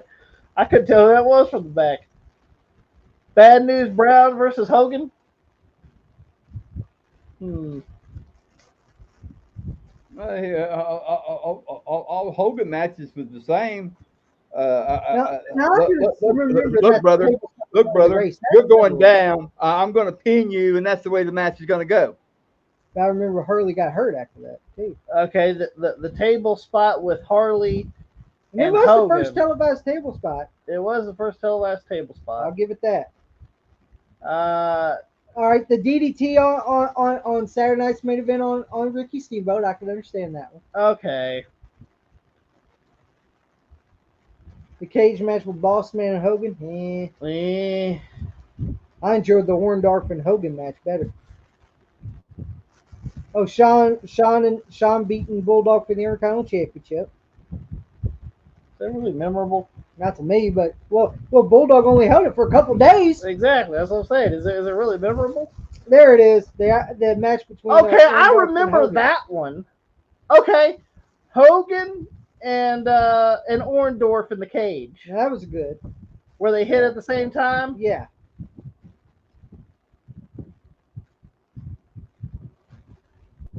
Oh, and having Mr. T on the first episode of Saturday Night's Main Event. Yeah, that's great. In the Halloween episode. The Halloween episode. Yeah, that really set me apart, didn't it? I do remember when Mr. Perfect broke the WWE Championship. Remember? I do remember that. Yes. Yeah. So there's some moments. Is there any real That's all I remember. Earth-shaking moments? No, those are the only moments I really remember on Saturday Night's Main Event. Yeah, yeah. All these were real groundbreaking, earth-shaking moments on Saturday Night's Main Event. Those are the only things I remember.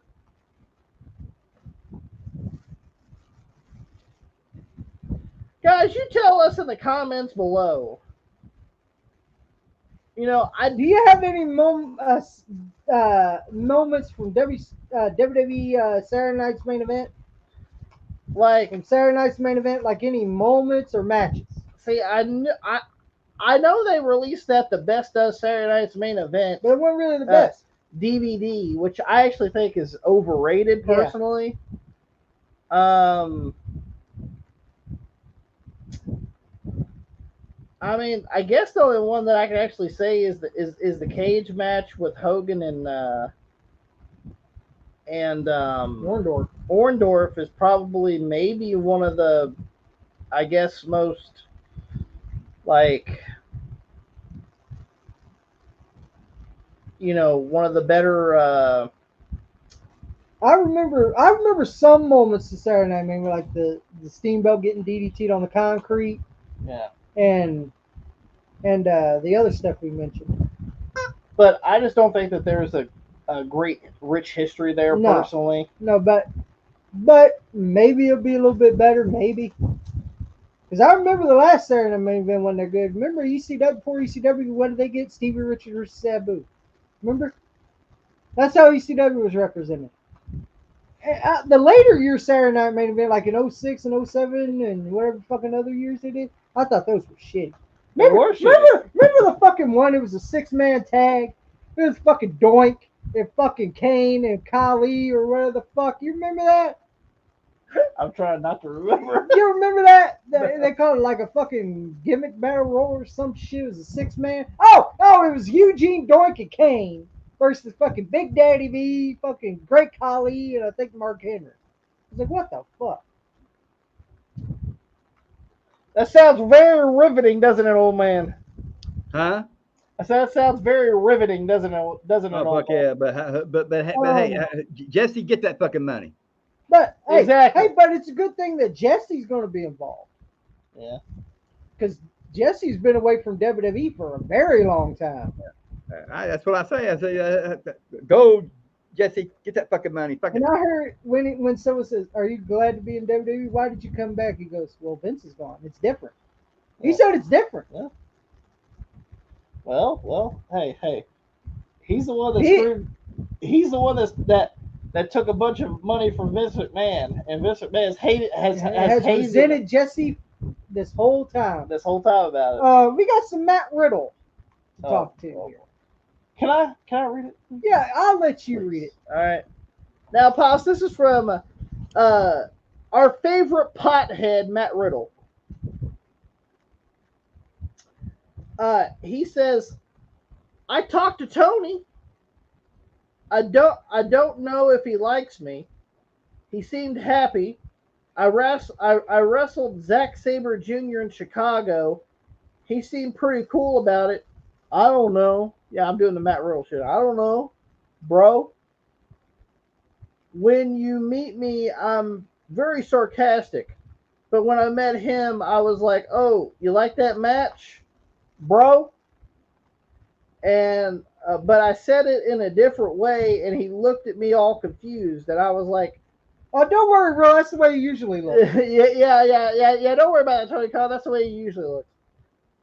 And I was like, never mind, dude. I just walked away, and that was my experience with that. So, no, that's the way Tony Khan usually looks, confused. Yeah. Tony Khan always looks confused. Don't worry about it, Riddle. That's the way Tony Khan usually looks. But Matt Riddle, fuck you anyway. Yeah, I don't give a fuck about Matt Riddle. And I'm surprised you didn't get signed by him either, pal. I mean, I ain't gonna put that away from him. I mean, he may like he may like to see giraffes jump out of your ass. I don't know. Who knows? Like when he does the kick of the flip flops. Yeah, you love that spot, Pops. Yeah, well, he could flip flop his ass on out the road. Kurt Angle has got something to say about the group American Made, which is with Ivy Nile, the Creed brothers, and Chad Gable. If the money was right, I would come back to manage a faction. The spot matters too. Yeah, definitely. I think Chad and his gang that he has right now, that would be a great idea. I wouldn't mind doing a spot here and there.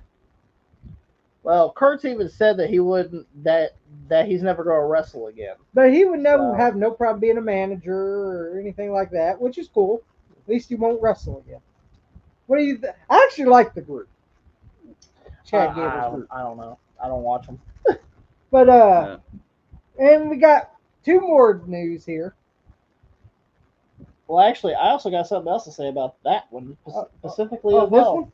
Well, about that one, yeah. Go ahead. I'll let you read. Well, okay. I'll read it. Then I'll read the last one. This is from PWI Insider, which is Mike Johnson. Yep. A real journalist. Who actually knows the shit.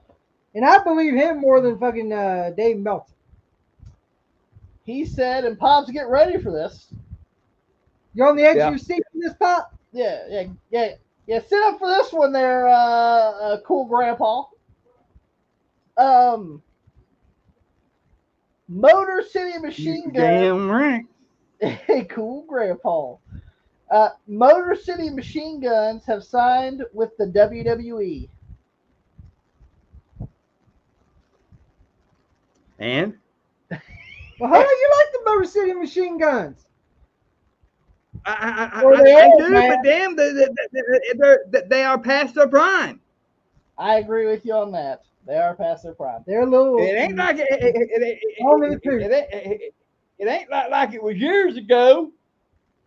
It says damn, the best feud, the damn best feud in TNA was the Beer Money and the Motor City Machine Guns. There was no fucking doubt about that. But the Motor City Machine Guns are past their prime now. What the hell are you two doing? I will agree with you on that. Hell, Robert Roode is a fucking agent for he's for an WWE. Agent now. So, but it says right here, they reportedly received a great deal from WWE and are thrilled to be working in NXT.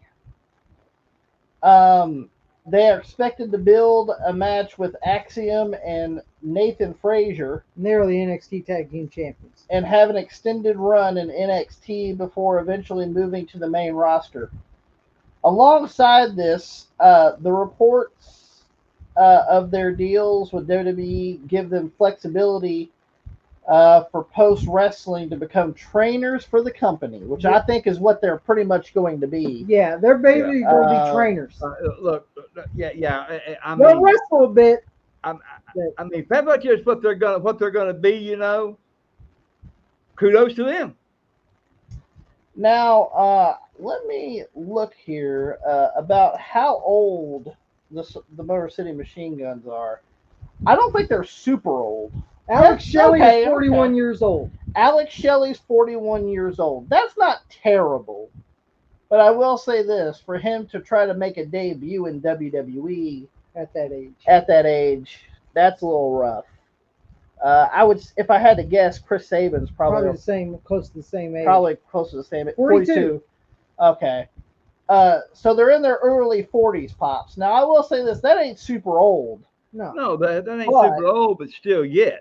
I mean, to try to build a career, though. Well, I don't think they're going to build a career. They're just probably going to have a couple of matches, and well, it does say to move on to the main roster. Well, they'll probably have a little bit of matches on the main roster. I'll tell you what brand they need to go to because they need some fucking tag teams. I will say this: if they are going to have a extended run in WWE, it may be for 5 years. Yeah, maybe at that. Maybe 5 years or less. Because I will say this: if they're going to go through that, they have to be wrapping it up by the time they're 50-ish. You know. Yeah. And besides that, right there, you know, the clock's already ticking on them. Mm-hmm. So you know, do I? And you know, I've always liked the Motor Machine Guns. I've always liked them. Liked them in TNA. Like I said, the best battles was with Beer Money. But I mean, they all 4 men, in my opinion, left it all in the ring. And yeah, I mean, listen, I thought they were a good tag team when they were a tag team. Yeah. They split up after that in TNA, and they've kind of done their own thing, kind of ever since, really. I do know that they reformed a few times, but look, you know, if they're looking to make a run for themselves, it's gonna be a short one. It's gonna be a short stint for them. I mean, you know, but you know, glad they have a job. All right. Absolutely. I mean, I wouldn't mind seeing them on the main roster or in NXT. Yeah. And it does say that they could have roles in the company after their wrestling career folds. Well, trainers or something like that right there. So something to do backstage. Well, hell, but yeah. If you guys like, some people don't know this. I mean, some people do, some people don't. But I mean, like for instance, you know, there are a lot of people within WWE that have jobs that was pretty much in TNA. Yeah, Robert Roode. Robert Roode is an agent right now. P.D. Williams is an agent. For WWE. Abyss is an agent for WWE. Is an agent for WWE. These guys really never wrestled for WWE. They just have a good mind. That's why they're Yes, they have a good Yeah. mind for wrestling. That's why they're there, and that's why they are producing as agents. And for there. that And I have also, a feeling when AJ Styles is gonna tone it down and slow down, he'll probably be an agent also. yeah. So I'm pretty sure that Saban and Shelley is looking for that as well. Yeah. Yeah. Yeah. But I wish them nothing but the best. I wish though. them Good luck, guys. Hey, WWE. good luck. One other thing too is also what I heard, and it was broke today. I'm not sure if it's actual, True or if not? it's true or not, but I'm just gonna go ahead and talk about it real quick. Go ahead, but, and then we'll get to the last news. WWE stole some AEW talent. Oh, they did.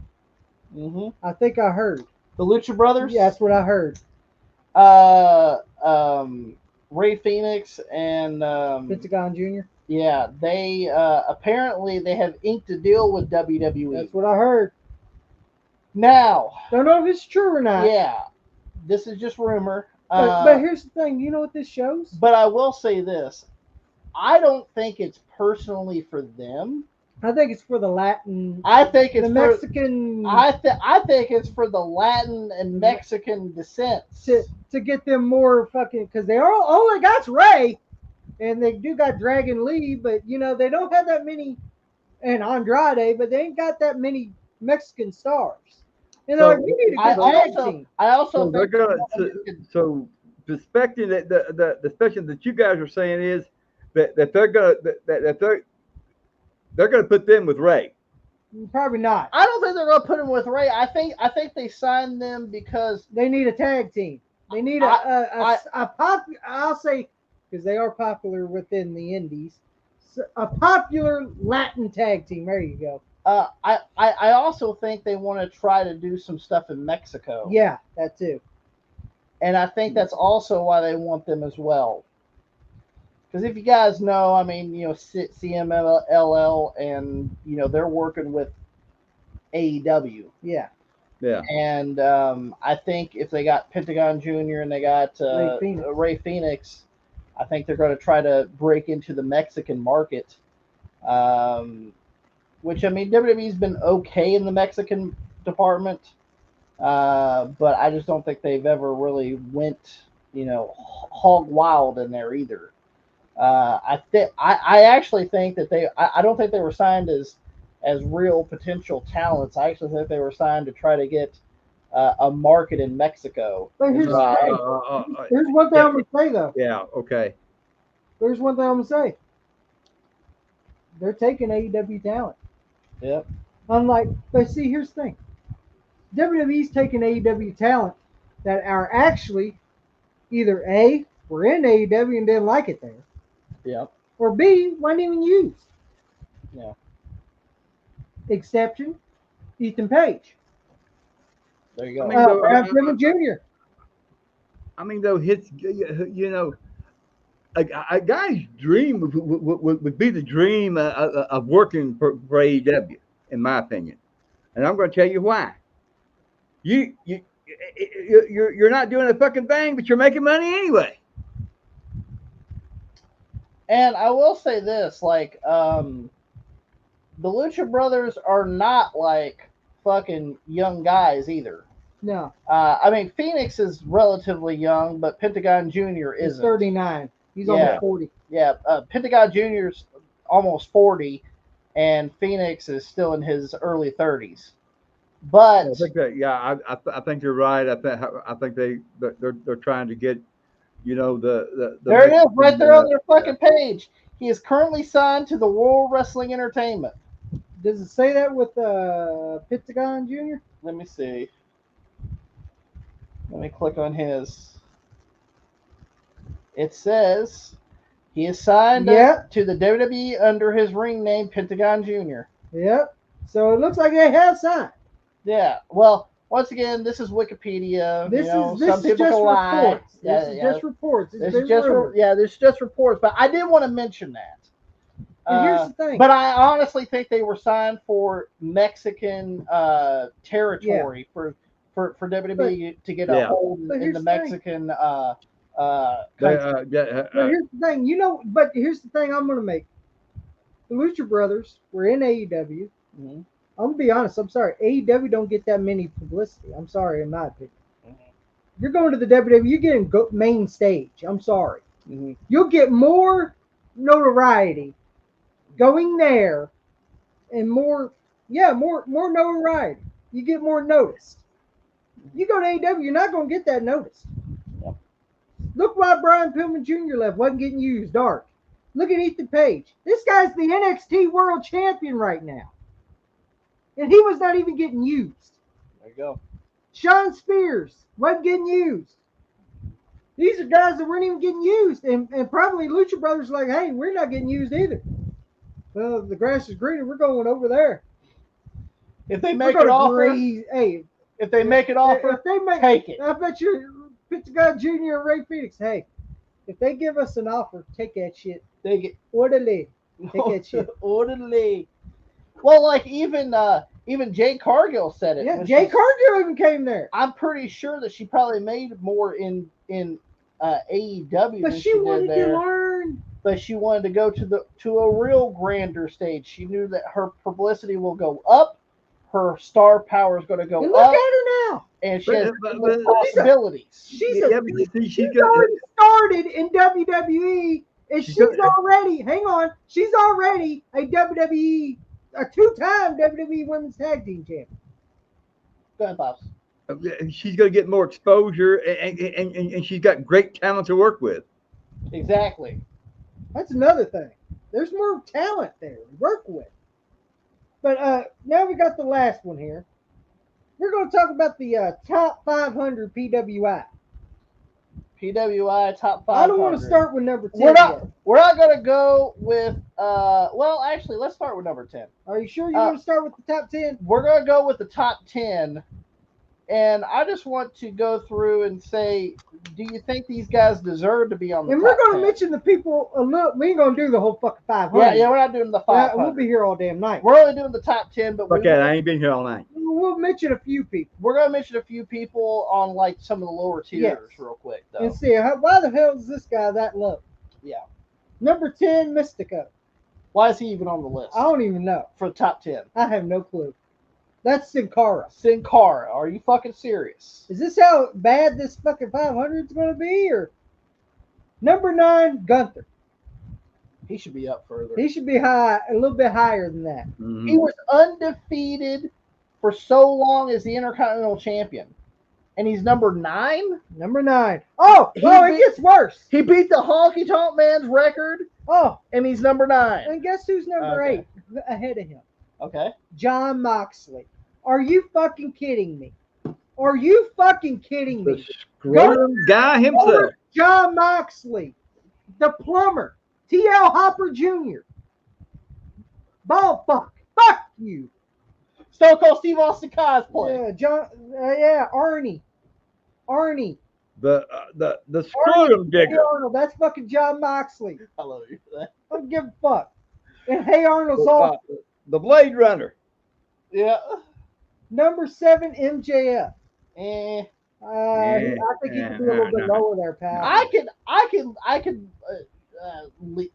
take it or leave it. Take it or leave it when it comes to MJF. Number 6, Damian Priest. I'll take that because Damian Priest showed out in 2023. In 2023, he deserves it. And he worked his ass off. Yes, that's the thing I'm gonna give Damian Priest on. He deserves that because he worked his ass off. Number 5, some guy named Nacho. Don't know him. New Japan. Yeah, who cares? There you go. Number 4. Oh, Tony Khan. Hey, is that going to be your next signing? Number 5, boy? Oh, he's already been on the Forbidden Door before. Yeah, he's already worked there. Number 4, Seth Rollins. I think he could be a little lower. I think he deserves to be way lower. I think he should be number 10, to be honest with you. Okay, I take that back. I'm not sure if he should be in the top 5. Maybe in the top 10. Because I will say this. Granted, he was the only until Damian Priest. Yeah. And Gunther. He was the only the World Heavyweight Championship that they brought. He won it. And he did defend it a lot. And he did defend it for quite a bit, and he did hold on to it for quite a long time. I'll put him in the top 5. I wouldn't put him in top 5, but all right, top 10 maybe. Well, okay, for me, I think he should be number 9 maybe, or 8. It's not about Seth Rollins. It's actually more about his character. Yeah. I think he's boring as shit. Well, wrestling wise, he's great. He's a great wrestler. I'll say he should be in the top 10 though. What do you think, Pop? Seth Rollins? You think he should be a little lower or right at that point? No, I think he's could be a little lower. Could be a little lower. Top 10 maybe. That's what I'm saying. Top 10. I would put him there. But the audacity. Number 3. Will Ospreay. Are you fucking kidding me? Will Ospreay's better than fucking Gunther? The soccer coach? Fucking soccer man. Good day, Matt. And let's put another shrimp on the body. Ain't that right, you fucking... Oh, my God. Here, fuck. Are you kidding me? Bruh! Chicken broth is more fucking better than fucking Gunther. Better than Seth Rollins. Better than Damian Priest. Is this your here Dave Meltzer's thing going on? What made this list? Now, I know this ain't Bill After making this list. No, he doesn't work for Pro Wrestling. Well, I can see why now. They got dumb fucks working there. Obviously. Number 2, Swerve Strickland. I can understand that one. I'm not sure if I'd put him number 2. I don't think I'll put him, but he'll be in the top 10. But he would definitely be in top 10. He has shown out in AEW. So I'll give him that. But I will say this. Ever since he was champion, they saddlebagged his ass. And by the way, All Out, what the fuck are you doing? Putting needles in your mouth. Needle and fucking Swerve Strickland. That's too far. And by the way, where's TBS when you need them like you did in 1999 with Flair and Punk? In 89. Yeah. You put a bag over Daniel Bryan, you get away with it? You try that in 89, pal, you'd be off TV. Terry Funk and Ric Flair had to apologize for that shit. But now it's a new day and not a new generation either. It's a new day. Get to it, Jay. Fucking fuck them. All right. Well, who clocked in at number 1? The American Nightmare, Cody Rhodes. Remember the one that Mark said fuck his family? Yeah. And fuck his dog Pharaoh? And to be honest, he deserves to be number 1 in my opinion. I think Cody had some choice words for... Oh, yeah. You want to go ahead and hear what Cody had to say about it? Yeah. About being number 1? I'll let you read what Cody had to say about being number 1. This is what he wrote about being the number 1 on the official PWI. I'm not a wrestler who pretends like the number doesn't matter. That's how you can spot a liar right away. If they ever tweet nobody cares about their number on the list, we all care, is what he said. Listen, I think Cody should be number 1. He had a great, since coming back to the WWE, great matches with Seth Rollins. Yep. Great matches with who else? Kevin Owens. That was a pretty good match too. Good matches with Roman Reigns. And his feud with Roman Reigns is what drawed him at number 1, because Roman Reigns was undefeated for almost 4 years. Yeah. As WWE Undisputed Champion. And he toppled over the original Tribal Chief. Yeah. At WrestleMania. And becomes the champion. And I think he's doing pretty well as champion. Yeah, I think he's doing a great job. A lot of people say, oh man, he's kind of old. Yeah, I don't like him now. Well, he's champion's boring. Well, I will say this. That's the top 10 pops of PWI. Yeah. Some people are missing. Maybe Roman Reigns. I thought Roman Reigns should have been maybe where the top fuck 10. Is he at? Where's Roman Reigns at, Tommy? Is Roman Reigns on that list? Not on the list when I saw. Nope. I'm sorry. Nope. I don't. No. I think Where's Roman Reigns got on this list? I think Roman Reigns should have been on the list, but that's just my call. I just want to double check here and make sure I'm not seeing any Roman Reigns anywhere.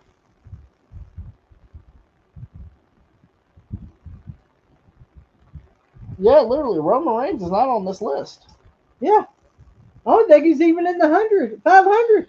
Tommy has the first 100 people. Yeah, okay? I ain't doing fucking 500. I'm sorry. And we're not going to go through all these people either. We'll just mention the ones you know. But we're going to mention a couple people. Darby Allin's 97. Okay. Matt Riddle's 96. And Jacob Fatu is 94. He just started. Yeah. I can understand. Chris Jericho is 90. He should be lower than that.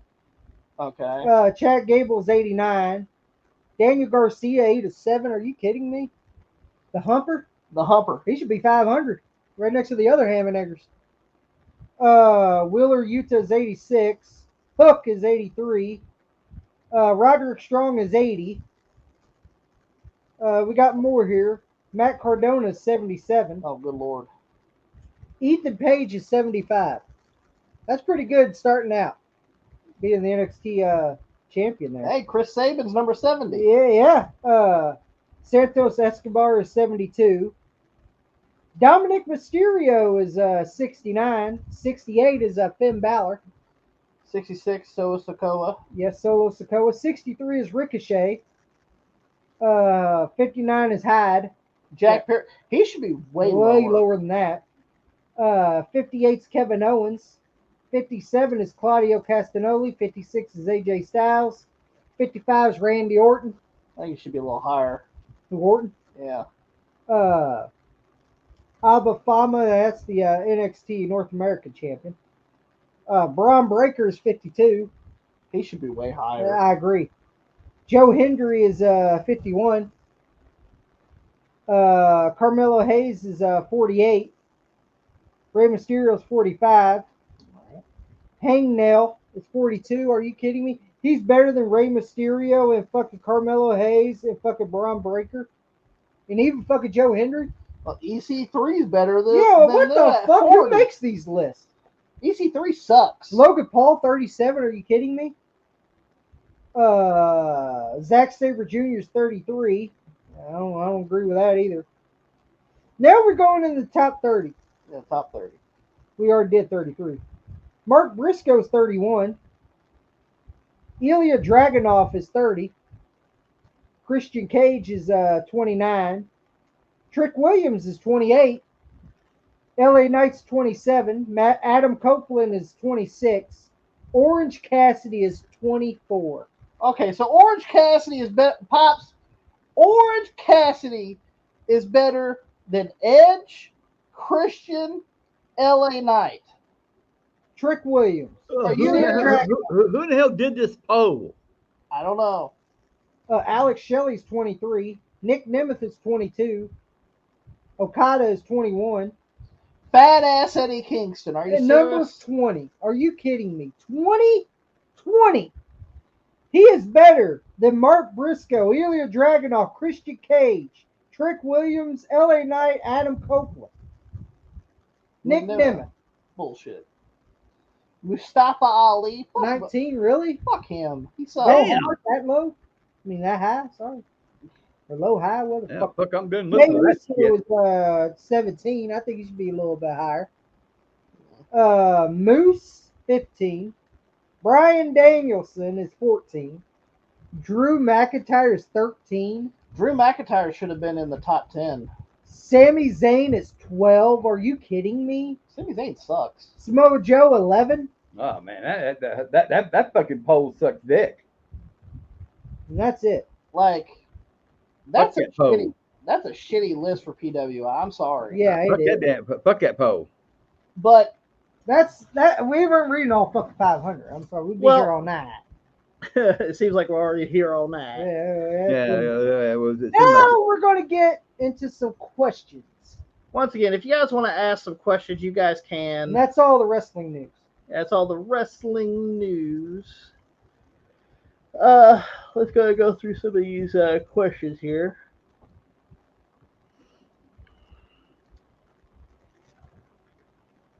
Let me find a couple for us.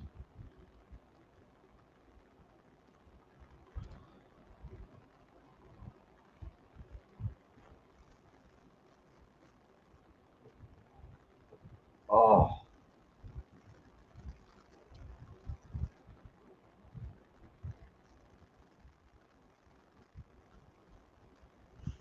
Yeah. Okay. I think we answered these questions. Yeah, we answered those. So,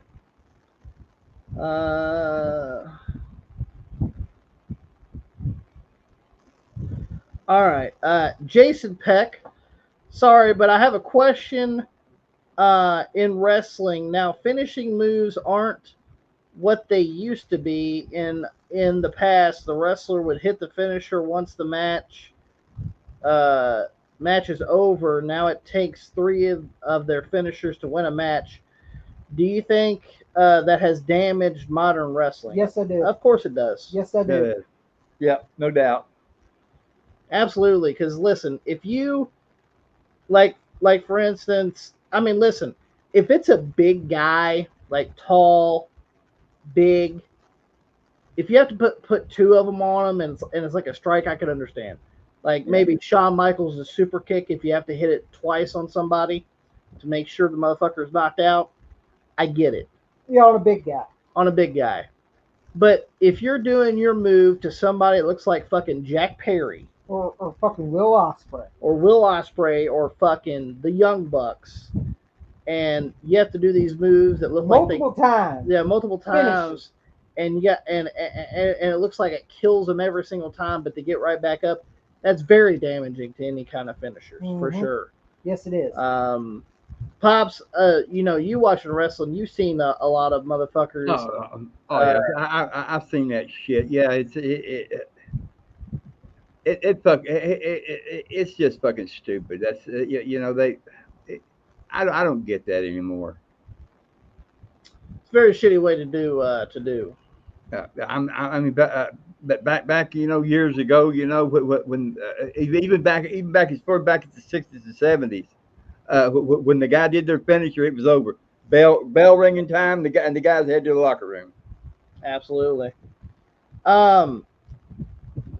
Jason Peck also thinks, Pops, that you should be the next president of the United States. What do you think? You gonna be running?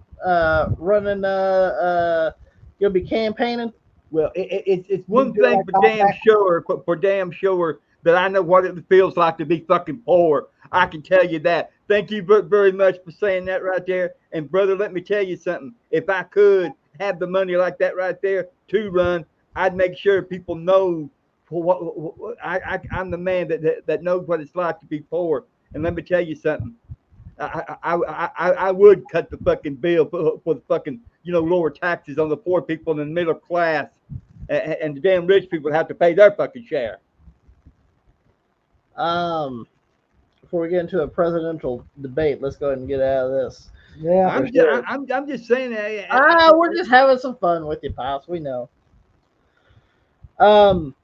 Real quick, I do want to read this comment, and this is from one of our last episodes of the OVW Wrestling TV podcast.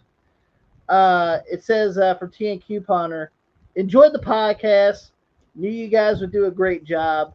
Happy Labor Day weekend, my friends. If you guys do not know, we do have another podcast where it's just me and Tommy, and me and Tommy review the OVW television shows. And currently we're in the year of 1999. We're actually at around the end of the year of 1999. And we started in July. So we're almost out of 1999. We're going into 2000. We're going into 2000. And you guys should really check that right there out because a lot of great stars came through OVW, and we knew them before. We seen them before they became the stars that they are today. Absolutely. And me and Tommy go through the television shows. We watch the television shows. We review the television shows as well, guys, as we actually play the promos. Yes, we do. On the show.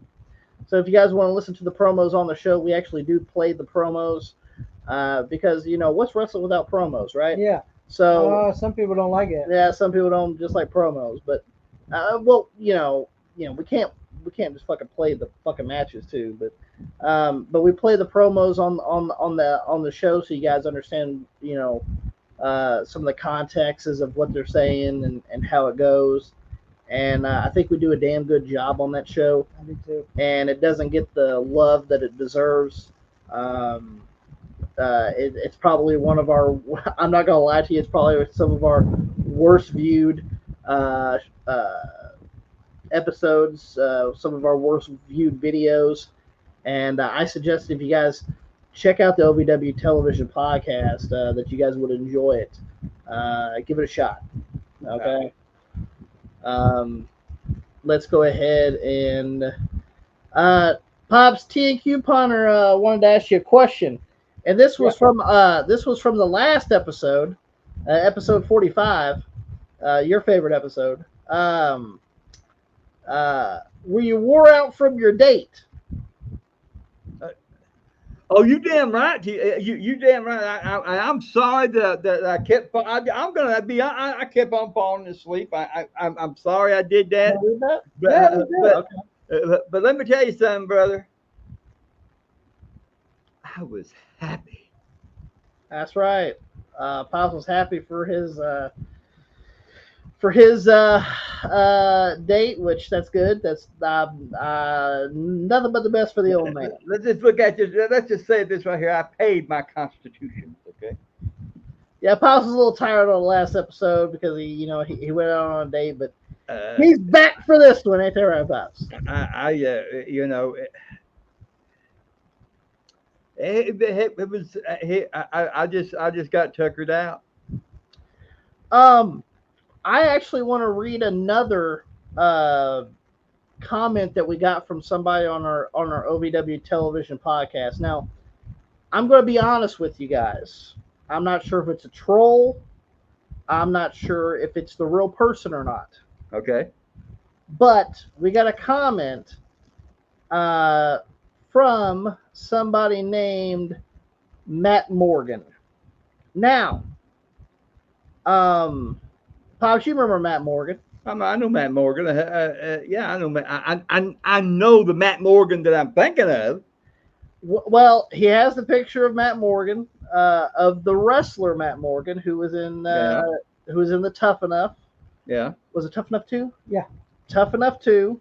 Yeah. Well, he didn't win Tough Enough 2, but he was in Tough Enough 2. And he would eventually get a developmental contract to come to WWE, and he went through the OVW rankings, and he was OVW champion before. We got a comment from somebody named Matt Morgan with a bunch of numbers. All right. And I'm not sure if it's the legit Matt Morgan. I'm not sure if somebody's trying to troll us on it. I don't know. But I will screen share this with you guys real quick just to show you. Let's do a little screen share of. There it is. Share. Pops, you're seeing that right now? No, I see it, yes. All right, it says at Matt Morgan 2534, and this was from 2 weeks ago on our episode 17 of OVW Television Podcast. He put, "Thanks for doing this, guys. OVW was some of the best days of my career.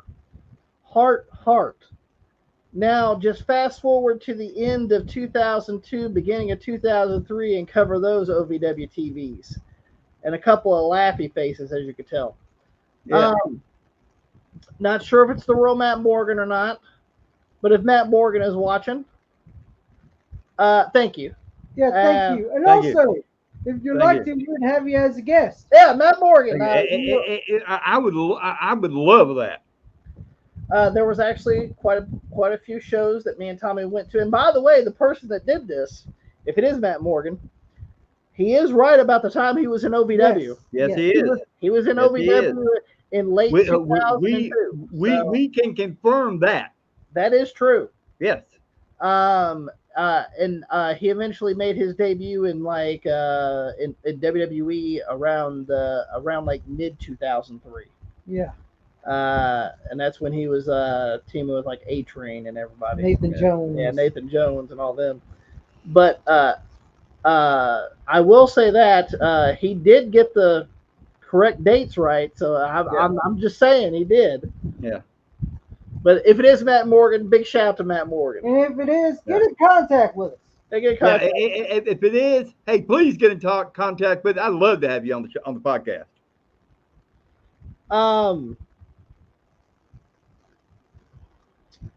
Jason Peck wrote us and says, I do think your channel is one of the best wrestling channels because y'all are real and you don't let a lot of dummies get to you.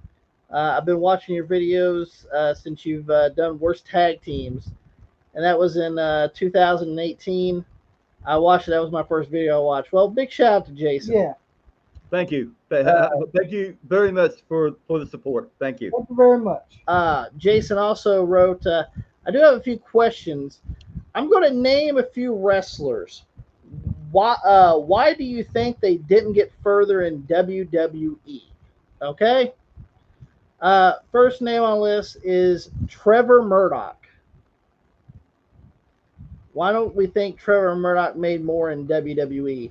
Well, I did enjoy him and Lance Cade as a team. Him and Lance Cade as a tag team was a pretty good tag team. I'm not gonna lie, tag team. Especially during the time where WWE actually needed tag teams. Yeah, I'm not gonna like during that 2006, 2007, 2008 run. Yes, they needed them. Yeah, because WWE's tag team division was garbage around that time. And it was also during the fucking fatal years of goddamn fucking Paul London and Brian Kendrick holding that goddamn those belts for like 2 fucking years. Yeah. Got tired of seeing that. But Trevor Murdoch, why didn't he make it further? Sometimes when you're pigeonholed as a tag team guy or a good worker, that's all they pigeonhole you to. Yep. Also, you gotta realize this too. Before he became Trevor Murdoch, he was part of the. You remember the Dups? Yes. He was a Dup. You remember he was a Dup? TNA. And he was part of the Dups in the group, and you know, being part of a group and being part of a tag team doesn't necessarily allow you to have. And by the way, when he broke apart, what would there be? Yeah, I remember he was singing. Yeah, you remember that? Yeah. So, now I will say this: I enjoyed his run as NWA champion. Yes. But he had great matches in NWA. But you know, when it comes down to it, some people just can't. I don't know, man. Do you guys have anything on Trevor Murdoch? Like, I think it's because he was a tag team guy. Yeah, when you get pigeonholed in a group or in a tag team, most of the time that's all people ever see you as. You can't walk away from something like that right there because they think you have to have. People think that you have to have somebody else to move on to make yourself even better. But if you start out with, you know, if you're marketed that right there way, then you know things just go. Sometimes it does good things, sometimes it does bad things to you. But he had a good partner in Lance Cade, though. Absolutely. Doug Furnace and Philip LaFawn. We'll just add both of them in there in the same because they were a tag team together. And I'm gonna be honest, they were a really good tag team. They were a really good tag team, not only in WWF, but they actually had some shots in ECW as well. And they wrestled in Japan. I just think that they came at the wrong time. I think in today's wrestling, if they were wrestling today, they might flourish. Yeah. Because especially in maybe AEW. Now, it's not that I don't like Philip LaFawn or Doug Furnace. I thought they were pretty good wrestlers. But I just think they would fit in AEW because of this reason, where they think that all that matters is work rate. Yeah. And I think that's the reason why they didn't make it. Is because they didn't have any personality really. They had great moves in the ring. Yeah. I think they were a great tag team. I think that's and great wrestlers, but I think that was the extent of it. Doug Furnas is the strongest man. Yeah, Doug Furnas was the world's strongest man at one time. Yeah. But I think they lack personality. Yeah. And especially if you were in WWE and you lack personality, you're out of there. You're not going too far. You're not going to go too far. And I believe that's what held them back. I agree. Pops? Yeah. And I think the last person on that list is Scott Putski. Scott Putski? Scott Putski. What's up? I never really liked Scott Putski. Remember he showed up in WWF? I know the only reason he showed because his last name was Putski. No, I'm being honest. Yeah, I know. He was a second generation wrestler. And his dad was Polish Prowler Ivan Putski.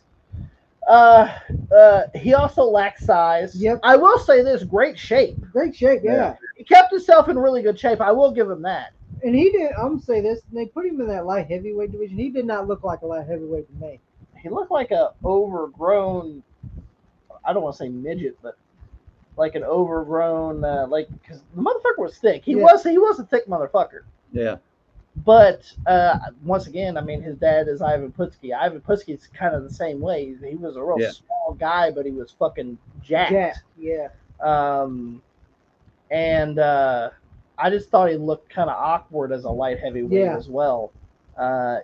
If I had to guess, he's probably on the more upper echelon of the weight for a light heavyweight. Yeah, I'd say he was like fucking almost like a heavyweight. Yeah, but I think that's the reason why he didn't really last is because they put him in that light heavyweight division. And he didn't cut promos either. He wasn't good on the mic either. He wasn't good on the mic. I mean, he was okay in the ring, but he wasn't and great. People was like, well, his dad wasn't good on the mic. Yeah, but he actually had personality too. When he would sing that fucking song. Yeah. He'd come out and singing the song and everything. So I mean, where Scott Putski, the crowd would cheer, would sing it with him. Yeah. So he had something. Where Scott Putski really wasn't a mic guy, and he was an okay wrestler at best. But when he showed up at WCW, they just made him a jobber. Yeah, they made him a jobber. So I mean, once he left WWF, when he went to WCW, they just made him a jobber. So I just think Ivan Putski Scott Putski just couldn't really cut it. Yeah, is what I think. What about you, Pop? Nothing against the guy personally. I agree. I think they just marketed him wrong, and that and it happens. I mean, it has nothing to do with the guy. It has nothing to do with the guy or his ability. But sometimes that people just market you wrong, and that right there can cause your downfall. Could be. He also said, I know he got an injury and he later went to WCW. Yeah. And didn't do much. And, sorry. He added one person at the end. The Iron Man, Rob Conway. Now, I will say this, guys. If you guys are watching the OVW TV podcast, Rob Conway is all over the sun. You'll see him right there. We seen Rob Conway up close and personal a lot of times. And I'm gonna tell you right now, the WWE Rob Conway was way different than the OVW Conway. Because I'll tell you right now, and here he was a top guy. Yeah. And he was a good fucking talent. Now, when he went to the WWE, I'm gonna say this. When he first I was happy for him. I was happy for him. And here's another thing. Look at the way he debuted. He suckered the Dudley Boys as a fucking army guy. Yeah. And he went with La Resistance. And he's a turncoat. He's a turncoat from Louisville, Kentucky. That's how they called him. Yeah. And he was a French sympathizer. Yep. And then he went, hey. And here's why I actually thought it fit better for Rob. Because actually, Sylvain Grenier and Rene Dupree were young. They were like fucking 19. Yes, they were. And fucking Rob was a veteran. If you guys don't know, yes, that is true. Rob Conway was put with Sylvain and fucking Rene because both them guys were like 18 and 19 at the fucking time. Yeah. And they were already signed to WWE. And they needed And Renee was in OVW, so was Sylvan. The thing was, they needed somebody there that was more of a veteran to help them along. And Rob Conway was one of those guys. Because Rob Conway's been wrestling since the late 90s. And he was a veteran. And he was a veteran at that time. So they needed somebody to be with them. And Rob Conway was the guy. And I will say this, we've seen Rob Conway as the Iron Man in OVW. We also seen him come back to OVW as the French sympathizer, Robert Conway. Yep. So when he teamed with Rene Dupree. Yeah, he teamed up with Rene Dupree that came out with the fucking French flags and everything. So I mean, Rob Conway, and I will say this, I mean, his La Resistance and he's the World Tag Team Champion. He won the World Tag Team titles. With Sylvan. But after the La Resistance broke up. Yeah, after La Resistance. I will say this, yes. He had a decent run with La Resistance. I will say that. After La Resistance. Just look at me. They made him like a fucking village person. One of the fucking village people. Yep. I'll say this. He did get a run for a little bit. He had an undefeated streak for a while. Yeah. But after that, like, they made him a jobber. His biggest, his business, better than that. His biggest trademark to me was Law Resistance. Mm-hmm. That was his biggest gimmick to me. And that right there is what strived these two guys to be on the top of their game. But it's like anything else. Once the things run its course, and you're and they give you shit that and I don't blame the guys. I really don't. I blame the fucking creative people. Yeah, because they give you shitty ass shit, and sometimes you just get, no matter how much fucking hard you try, you just can't get it over. I mean, I understand he's this guy who has a great body and everything, and just look at me. I get the whole thing. Oh, even Rob hated it. But yeah, even Rob Conway didn't like it. He didn't even like the song they gave him. He goes, "Can I have a fucking song in this?" And by the way, that comes up as one of the worst WWE songs of all time. Hell, even Rob said that song was fucking horrible. But I think Rob Conway deserved a lot better than that, and I think he could have been used a lot better than that. There's a lot of OVW talent that could have been used a lot better. I think here's my scroll on that. I think whoever gave him that gimmick, fuck you. I will say this. This is the one thing that, see, on this list, we gave everybody a reason why they couldn't kind of, break out. I don't know what held Rob Conway back. No. I'm going to be, I don't know. Yeah. I don't know. Great. Hell, he was so good, WWE invited him to the fucking Performance Center because Randy Orton told him. Yeah. Rob Conway was good in the ring. He was good in the ring. Yeah. He could wrestle. He could cut a promo. Yeah. I don't know why there wasn't more success with him, and I couldn't tell you. Hell, Randy Orton recommended him as a fucking trainer, and Rob Conway was a guest at the Performance Center training the young guys, showing them and telling them what they. You want to know why? Because when Randy Orton came to OVW, Guess who was mentoring him? Rob Conway. Rob Conway was mentoring Randy Orton when he was in OVW. You know why? Because Rob Conway, Nick Dinsmore, fucking the Damage at Doug Basham, these were veteran guys. Hell, even Batista even said it wasn't for those type guys. They and John Cena's too. If it wasn't for those type guys. Hell, I mean, Rico. Yeah, they learned to run from Rico because these were the veteran guys that been there. These guys is the one that looked out for those guys. So I have no idea why they couldn't do anything with Rob Conway, and that was sad. Yeah, real sad. Let's see. We got one from Evans Wrestling. Come on, people, hit that subscribe button. Yeah, get going. All right, that's right. Get it done.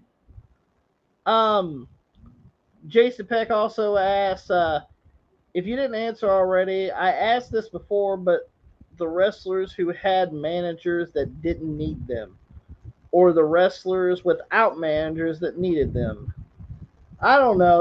That's a little rough to answer because yeah, that's difficult to answer. That is very difficult to answer. I have to think a while on that. We may have to do maybe an entire video on that right there thing. But let's go ahead and answer these questions here from Radical Velocity. What is a gimmick that you thought would work well in WWE but ultimately didn't? Ooh, okay. What gimmick that I thought would have worked but it ultimately didn't? Yeah. Well, I thought it would have worked, but the person that portrayed it didn't really make it work. Okay. 7. Mordecai. Mordecai? Fear me. The wrong guy. Wrong guy? It was the wrong guy. I will say that was the problem. It was the wrong guy. 7 looked impressive. Yes. I will give him that. Yes, he looked impressive, but the wrong guy had that gimmick. Yeah. Who would you think would make a better Mordecai? Well, I understand why they chose 7 because he was bigger, but I thought one of them probably would have done it better because even though he might have been in TNA at this time, but the one that I thought could have fit that gimmick a little bit better was the Fallen Angel Christopher Daniels. Think so? Yeah. Well, I know people are like, well, he's smaller. That's the problem. Yeah. But I will say that was Christopher Daniels' downfall big time was his size. Well, they could have used him as a goddamn cruiserweight. Fuck. I agree with you on that. I do. You know, he could have still been Mordecai. Just be little Mordecai. A little Mordecai. But he's more talented than 7 was. And 7 just didn't get that gimmick over. He was like one could cut promos good. Yeah. What do you think why he was part of Disciples of Sin and Sin was the fucking manager for God's sake? Yeah. Same thing with Tyson Tomko. We'll get into that in 2003. Same thing with Tyson Tomko. Yeah, Tyson Tomko. What do you think why he was just called a problem solver? He didn't solve much problems, but what do you think why he was just a problem solver for Christian? And Christian and Trish had to cut promos for him. I'm gonna go with Sean O'Hare as the devil's advocate. Yeah. Where he goes, you want to go ahead and smoke? Go ahead and light one up. No, that was a good one too. You know, fucking. I like when they've done the Tony Khan meme with that one. You wanna wrestle? Vince did it. Why can't you? Why can't you? It sounded just like a Sean O'Hare promo. Fucking, you guys remember that devil? Yeah. The devil's advocate video with fucking I do. With Sean O'Hare. That was fucking great. With Sean O'Hare, you know, it goes, fucking talking about. Well, everyone else drinks alcohol. Why can't you? Yeah. Everybody drinks alcohol. Go ahead, take a sip. Yeah, go ahead, take a sip. Don't tell nobody you already know. I thought that gimmick would have worked better. I did too. But I will say this: I actually like Sean O'Hare. I did too. So that was also another thing. Pops, is there a gimmick that failed in WWE that you thought could have been better? There's a lot of gimmicks that failed. Oh, absolutely. But can you think of one? Think of one that you think probably could have got over, but didn't. I'm going to say the Boogeyman. The Boogeyman. I actually think if they went with the original thing that Cornette was going with, I think Boogeyman you see, that's the problem. That's what I keep saying.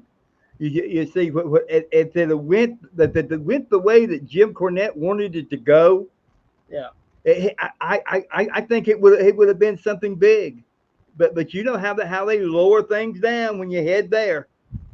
Like instead of this guy, like Cornette made the Boogeyman a different character in OVW. Yeah. They made him as a psychopath who thinks he's the Boogeyman. Yes.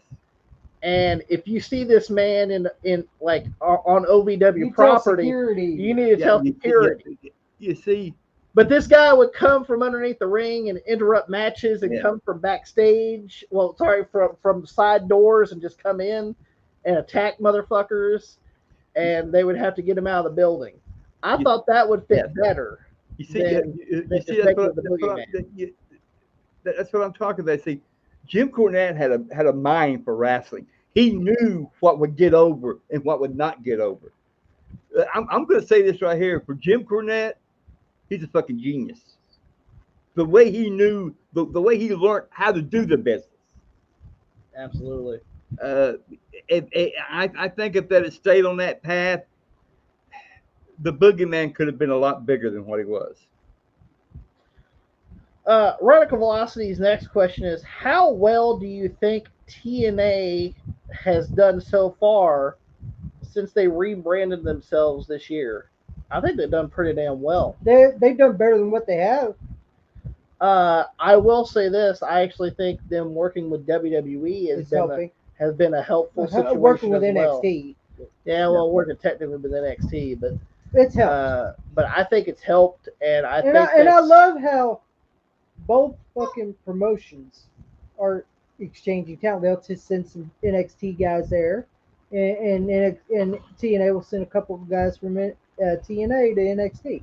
Yeah. Look at Joe Hendry. He got a NXT title shot. That puts me in the mind of how the Torture days were. You know, sending talent just right here, and yet they come over there. And you help us, we'll help you. That is a great way to bring people in. To learn and how this right here is supposed to work. I'm gonna be honest with you. Yeah, like with Vince, if this was under Vince's watch, none of this will happen. None of this will happen. No, it wouldn't happen. No. Vince is so ingrown with just WWE. Yeah. I will say this. I know he did let Mickie James at one of the World Rumbles when she was Impact champion, but that was more of WWE's doing. Mm-hmm. TNA really didn't get much out of it. Besides, hey, their Impact Women's Champion is in the World Rumble. But other than that, like at least this time they're actually sending people to the TNA shows, being like, hey, you may see NXT star, blah blah blah. You know, I think they're doing. I think they're doing exactly the way they should be doing it. And look, hell, Moose said this. He's enjoying being partnering with NXT than he did in AEW. We're getting something. What did AEW do with it? Not much. No. They took their world championship. That was it. They did. Yeah, they took their world championship. Yeah. And Kenny Omega with his fucking Triple H black hair. Fucking and then what happens? Christian Cage beats him. Mm-hmm. Another AEW guy. Yeah. What did TNA gain out of that? Nothing. At least they're gaining something. Nothing. Nothing. You gave me nothing. Shit here. You gave me nothing. And Radical Velocity's last question is, I've always wondered this, and out of curiosity, why are you guys not... Well, I think he messed up on one of the names here, but he goes, I've always... And by the way, we just kind of discussed this a little earlier. We did. I've always wondered this, and out of curiosity, why are you guys not fans? He put Alex Shelley and Paul London. I think he meant Paul London or Brian Kendrick. Because I don't remember Alex Shelley and Paul London teaming up. No. But I think he meant Paul London or Brian Kendrick. I just thought they were spot guys. Yeah. And I thought they were a shitty tag team. I'm just going to be honest. And I thought they were overrated. Overrated tag team. And I couldn't believe they were tag team champions for that fucking long. Okay, how about this? I don't think they were a shitty tag team. I just don't think they should have ruled over the tag team on SmackDown. Titles as long as they did. On SmackDown. Because I thought Deuce and Domino were better than fucking Paul London and Brian Kendrick. Yeah, well, Paul London and Brian Kendrick, I think they beat Eminem. Yep. Which, like, guess what? Bad choice. Eminem's a better goddamn tag team than goddamn Paul London and Brian Kendrick. I'm sorry. I'm just even William Regal and Dave Taylor was a better goddamn tag team. Yeah, give me fucking Dave Taylor. Damn it. Yeah, give me Squire. Yeah, give me Squire. Pops, did you like Paul London and Brian Kendrick? I did like them. You did like them? listen. People can have various of things. I didn't hate them, What you got to say, man? but I will say this: I just didn't think they deserved to have that long. I don't think that it should have been that they held onto the titles as long as they did, because here's the thing, me, I would rather for them to have dropped them to somebody and then do what they most usually do. When you get another title shot. Yeah, when Deuce and Domino beat him, I was happy. Yeah, he was just time for that right there. WWE guys. The way I get it was that they were getting where they couldn't get along with each other anyway. Paul London said he didn't like working with either of those guys. Yeah. So and plus, like, come to find out that fucking Brian Kendrick is is a fucking moron. That he believes almost every conspiracy theory that's known to man. Yeah. He's a 45 guy. And then Paul London to me is just a fucking moron anyway as well. Yeah. But he's a moron in a different fucking form or fashion. He thinks he deserved to have been a star, which he was a fucking small fucking cruiserweight. And I think that's where he belonged. Yeah. Yeah, that's the reason why we give Paul London and Brian Kendrick shit. Let's see if we got any more questions here. TNQ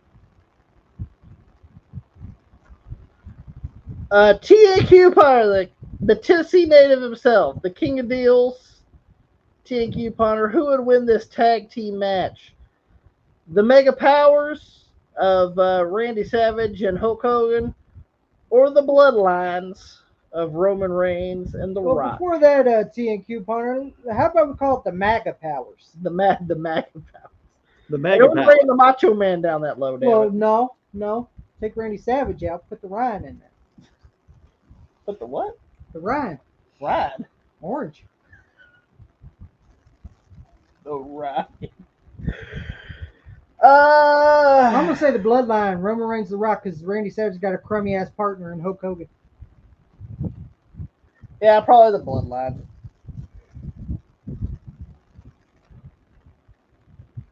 Hey, sleep. Well, I would go with the Bloodline. Okay. But I'd be cheering, for the Macho Man. But fuck Hulk Hogan.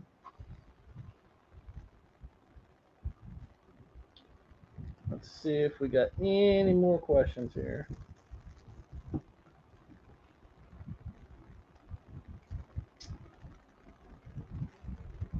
Jason Peck be bringing out everything, it looks like. Jason Peck asks, can you one day make a list of wrestlers that should not have been heavyweight champion and a list of ones that have maybe like a Mount Rushmore? Maybe one day we'll do that. Yeah, we'll do that. This one, we already did a video on. Yeah. Did we or did we not? On what? I thought we did. This right here, it says, I like to see we already did that. I like to see y'all do a video on OVW wrestlers who should have done better in WWE. We already did that. We actually did a video on that. But it was like a long time ago though. Yeah. Like a long time ago. And his last one is, man, I'm not sure if we can do this, but I'll go ahead and talk about it. It says, this was on our OVW TV podcast video. He said, a good video, and have you thought about doing like USWA podcast, like you do the OVW? Because I know lots of people didn't get a chance to watch USWA. I didn't know nothing about OVW till watching your channel. And I'm sure there's plenty of people who would love to see a USWA podcast. Jason, there's so many hours in a day, and I get busy. Pops gets busy. Tommy gets busy. But I will say yeah. But I think it would be a great idea. I think it would be a great idea. A little something on the shirt there. A little something on my shirt there. Listen, I don't have a complete thing of USWA though, so that's also another issue. And you also run into the risk of some people don't know where the proper USWA footage is. Yeah. There's also that too, because at one point it was supposed to be owned by Jerry Lawler. It was supposed to be owned by Bill Dundee. It was supposed to be owned by Jerry Jarrett. It's the confusion of really who owns it. At one point, Corey Macklin said that he owned some of the USWA footage, and he actually sold some of that to, I think it was High Spots or something. Yeah. And they did like a DVD set of Memphis stuff. So I don't have I have a couple of years of USWA. I don't have a full USWA set. I do have a full OVW set though. That's kind of why we kind of picked OVW. But also, I want to shout out to you that you said that you didn't know anything about OVW just till you started listening to the podcast. I appreciate that. Yes. Because I really try to put in a lot of effort in the OVW podcast to try to make it as presentable as I can to a lot of people. Because we loved OVW, we loved going to their shows and seeing the guys that later on got moved to the WWE, and those are the ones that you know now as changed their names and everything. Cena's name was always and OVW is the prototype. Like for instance, for USWA, I think I own 94, 95, 96, and 97. I don't think I have anything before that. They did fold in 97. So I do have the last year of USWA, but I only have the last couple of years. I mean, USWA. If you guys would like to see that, I mean, we could do it. Yeah, we could do it. But we'd only be able to do it from, I think, maybe 94 until the closing. I will say this, 93 was a shot that a lot of people missed, and that was the time where you'd see a lot of the WWF stars in Memphis. Like I know Savage was there. Yeah. Hell, McMahon was on the television show. Yeah. He was doing the Hill Mr. McMahon. He was doing the Hill Mr. McMahon in 93. If you guys don't know, go check that out. I'm telling you. I mean, we could do the last couple of years of USWA if you'd like to see that, but with OVW, we do have every episode that there is. We did skip the first year of OVW because it just started, and plus a lot of the shows were only 30 minutes and they didn't have any kind of cohesive story. They were mostly cold matches. Yeah. At least when Cornette took it over, there was storylines. There was storytelling involved in a lot of stuff. And WWF was involved. So that's the reason why we went with OVW. But that was the developmental territory. That was developmental territory, and it was a longer thing too, because I have every episode from 1999. Because OVW was the developmental territory from 1999 to 2008. 2008, and I have every episode from that time frame. Yeah. So. And they pulled out in early 2008. Yeah. Or late 2008. It was one of the two. And they took all the good talent. And what do we get? And guess what? You guys will see that in the TV show. I'll tell you that right now. You'll see how bad it was. But that's why we went with OVW, and not only that, but me and we did go to a lot of USWA shows, didn't we, Pops, when we were kids? Oh yeah, a lot of them. When me and Tommy were kids, because we went to a lot of shows when we were 5 and 6 and 7. Yeah, exactly. USWA shows when me and Tommy were that age. But when USWA folded in '97, we weren't able to go to any USWA shows anymore. Yes. Because they didn't travel anymore. And then we started going to some OVW shows in when me and Tommy were like 9 and 10, and we even went till like we didn't go all the time, but we did go quite a bit because back in the day, OVW tickets were $5. $5. And you got, I tell you what, you think that, well, I ain't gonna get much for $5. Those guys work their asses off. I will say this: we went to an OVW show, $5. It was a great show. You got to see some WWE wrestlers wrestle on the show. Yep. Not only that, but they had a meet and greet with Eugene. You could have got your picture and autograph with your pictures and autographs and everything. As Eugene, he had the fucking jacket on and everything. Yep, sure did. $5 is all they $5. But if you guys would like to see us do maybe the last couple of years of USWA, we can do it. If you guys would like to see it, but this is another reason too, and this is why when it comes to the OVW TV podcast, it's not getting the numbers I want them to get, which is sad. I think they should be a lot more viewed. Personally, I put a lot of time and effort in those videos. Both me and Tommy do. We watch the show. We review the show. I have to go and record the damn promos so I could play them on the show for you guys and everything. We actually put a lot of effort in that in that podcast. And that's another reason why we wanted to do it right and do it and give it the justice it deserves. So if you guys could watch the OVW TV podcast episodes, we would really appreciate it. And you'd actually see a lot of stars. Not only that, not only some of the stars that you're seeing right now of like, well, right now in 99 that we have is like the Damage of Rob Conway, Nick Dinsmore, Rico, but you're also going to see one-off appearances by WWE superstars as well in the later coming years. Yeah.